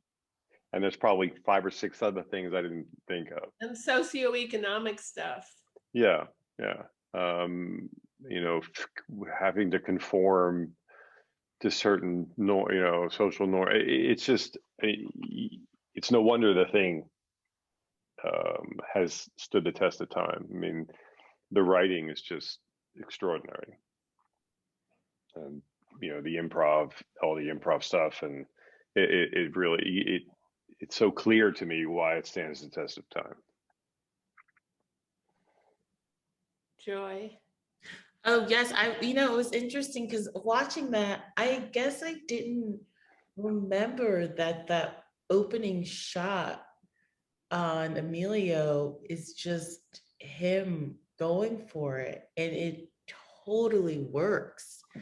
And it's one of those things where I was really noticing her choices and when she chose to go to reactions. And it's one of those things where, when you're cutting a scene between 2 people, that's tricky, but to cut a scene between 5 people and the range of each of their emotions throughout that whole entire section is to be able to end on laughter is how did we, with so many emotions back and forth, the anger, the tears, but everyone felt like they were in the moment and everyone felt like they were really present. And I know that's not easy to achieve. And it's just, pretty astounding. The choices that she always had to cut to one of four people, and who's she going to cut to in this moment? And like you said, breaking that tension, just first it's a little bit when, Andrew reacts to, starts to laugh like, really? You said, and then it sets you up that it can happen. But I'm glad you brought up that opening shot of Andrew, because that was very, I think, unusual cinematic technique for that movie, to do that long panning shot and give him that monologue, really. And as okay, we're going to be doing this whole different thing now. It kind of sets you up like this is a new chapter, very clever, and it could not have worked. But of course, his performance also held up, which is a big part of it. But I love that it didn't feel artificial or contrived. It just puts you in a way that you could really, we're going deep now. Definitely. It set the stage for like, okay, now we're going to try something a little different. But it totally works within the film, which is like, I think that's one of the things that I really resonates with me in that scene, is that like, one take out of place and it all doesn't work.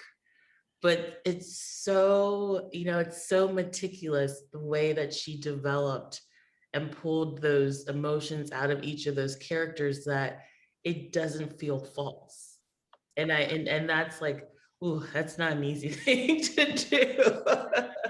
And the reveals and who she hangs out to dry, like the Molly Ringwald character, Claire, for that long period where Judd Nelson is tormenting her, and just to really give her that opportunity to really be so vulnerable when she's probably the one you initially are least sympathetic to, in some way.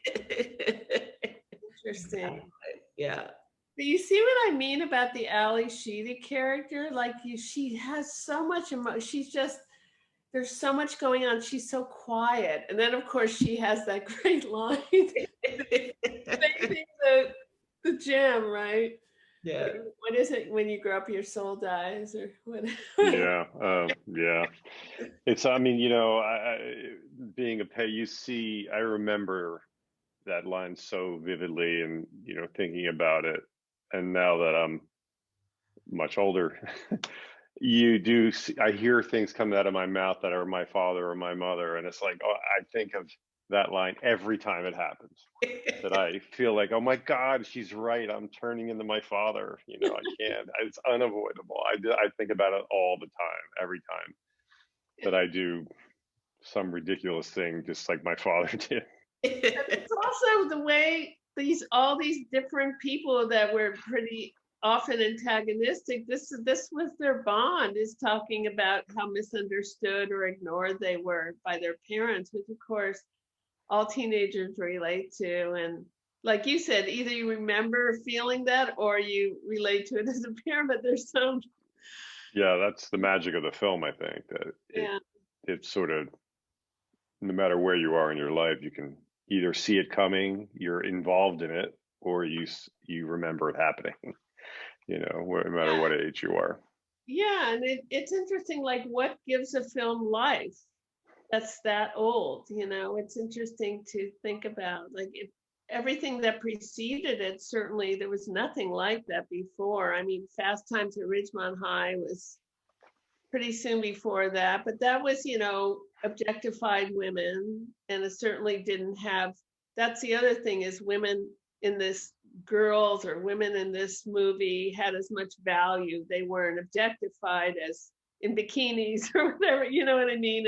Or gross jokes, which was a lot of teen comedy. This was really validating teenagers, which I guess that's part of what's timeless, is it's always going to be a really poignant, difficult time in growing up, right? You always are going to remember what it was like, and there's always pain. And Yes, I definitely think it stems from the fact of like, as a parent, you're trying to help your kid have the best experience possible.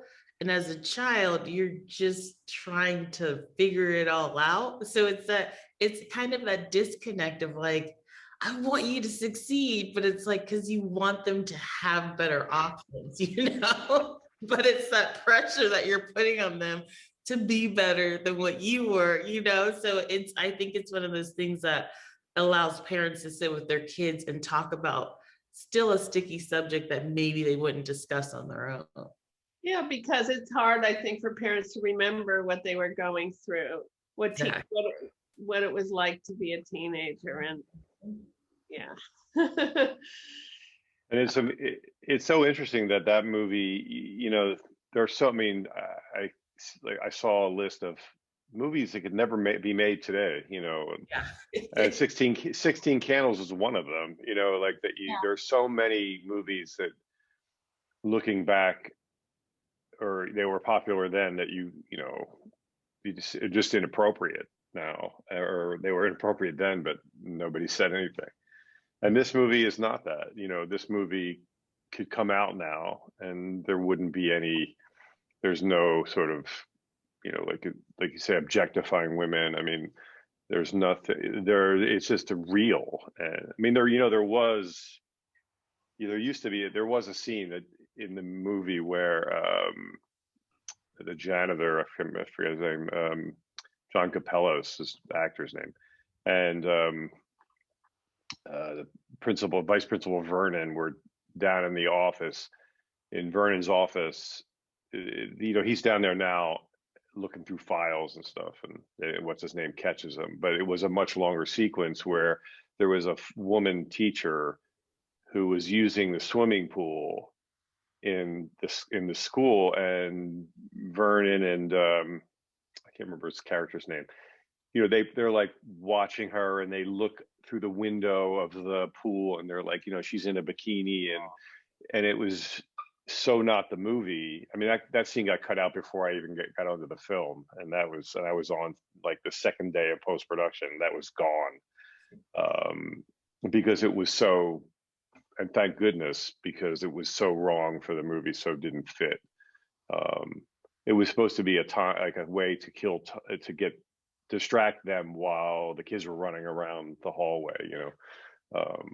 But at the end of the day, it was such a smart thing to take it out. I don't know whose decision that was to take it out.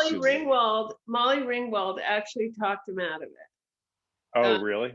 Yeah, and it also, good for her. Yeah, it also sort of set up that he started showing them earlier drafts of the screenplay, and they found parts of it that they liked. So it was the beginning of being included in his writing process in a way by having that discussion. Oh, I didn't know that. That's so cool. Yeah.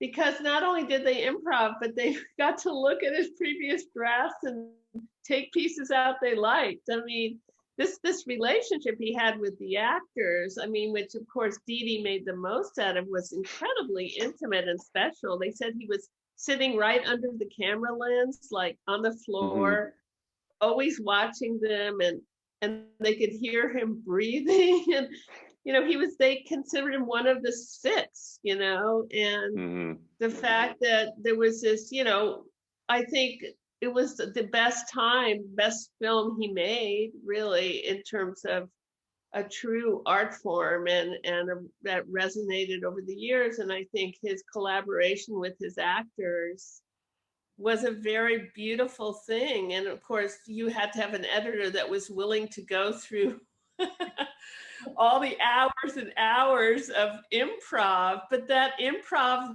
came from their experience. So he was older, so maybe it also is partly why it feels more authentic, you know, because they were part of the writing process, you know. So yeah.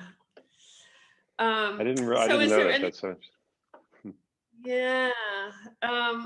Is there anything else either one of you wants to add about this film, or to sum up Dede or the film? Anything?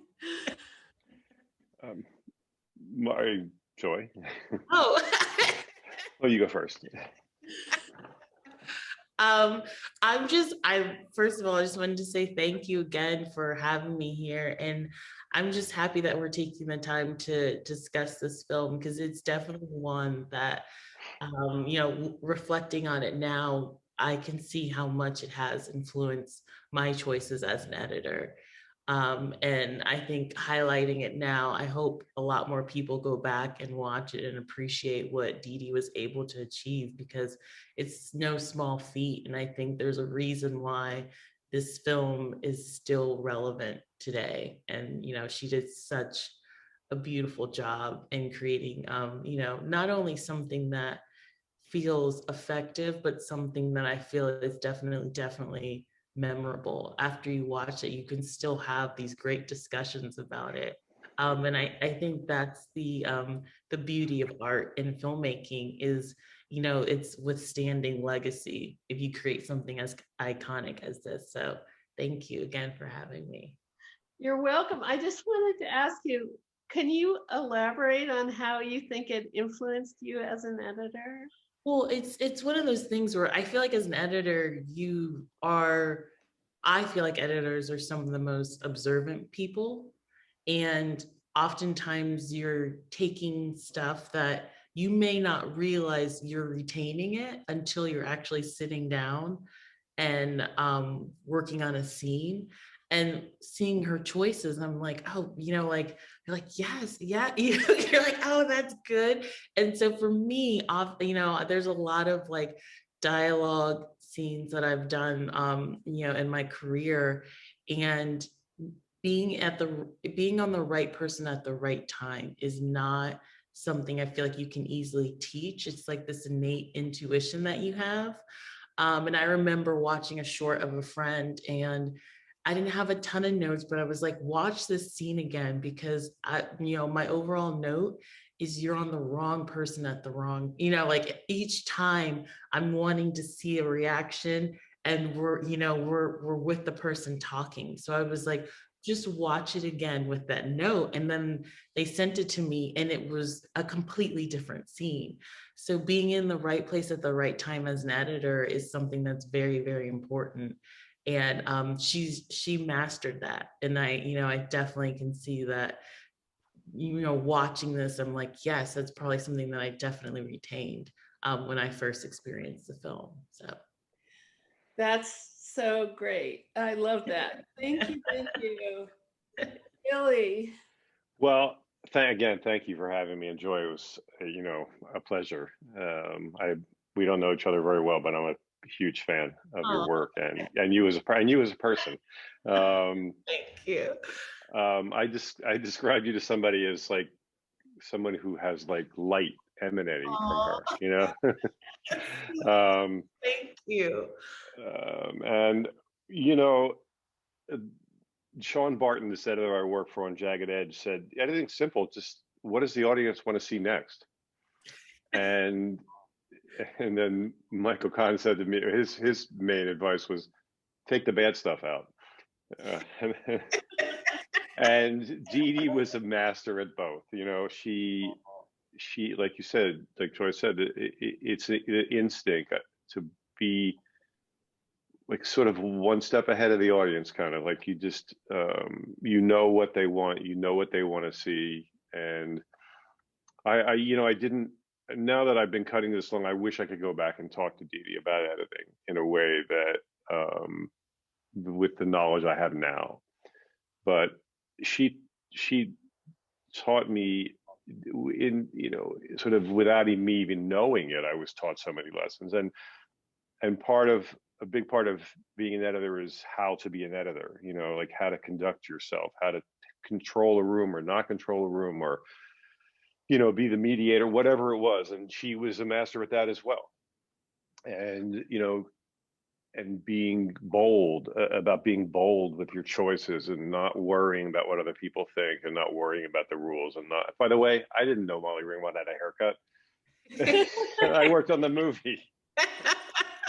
So I was like, really? I got to go back and look.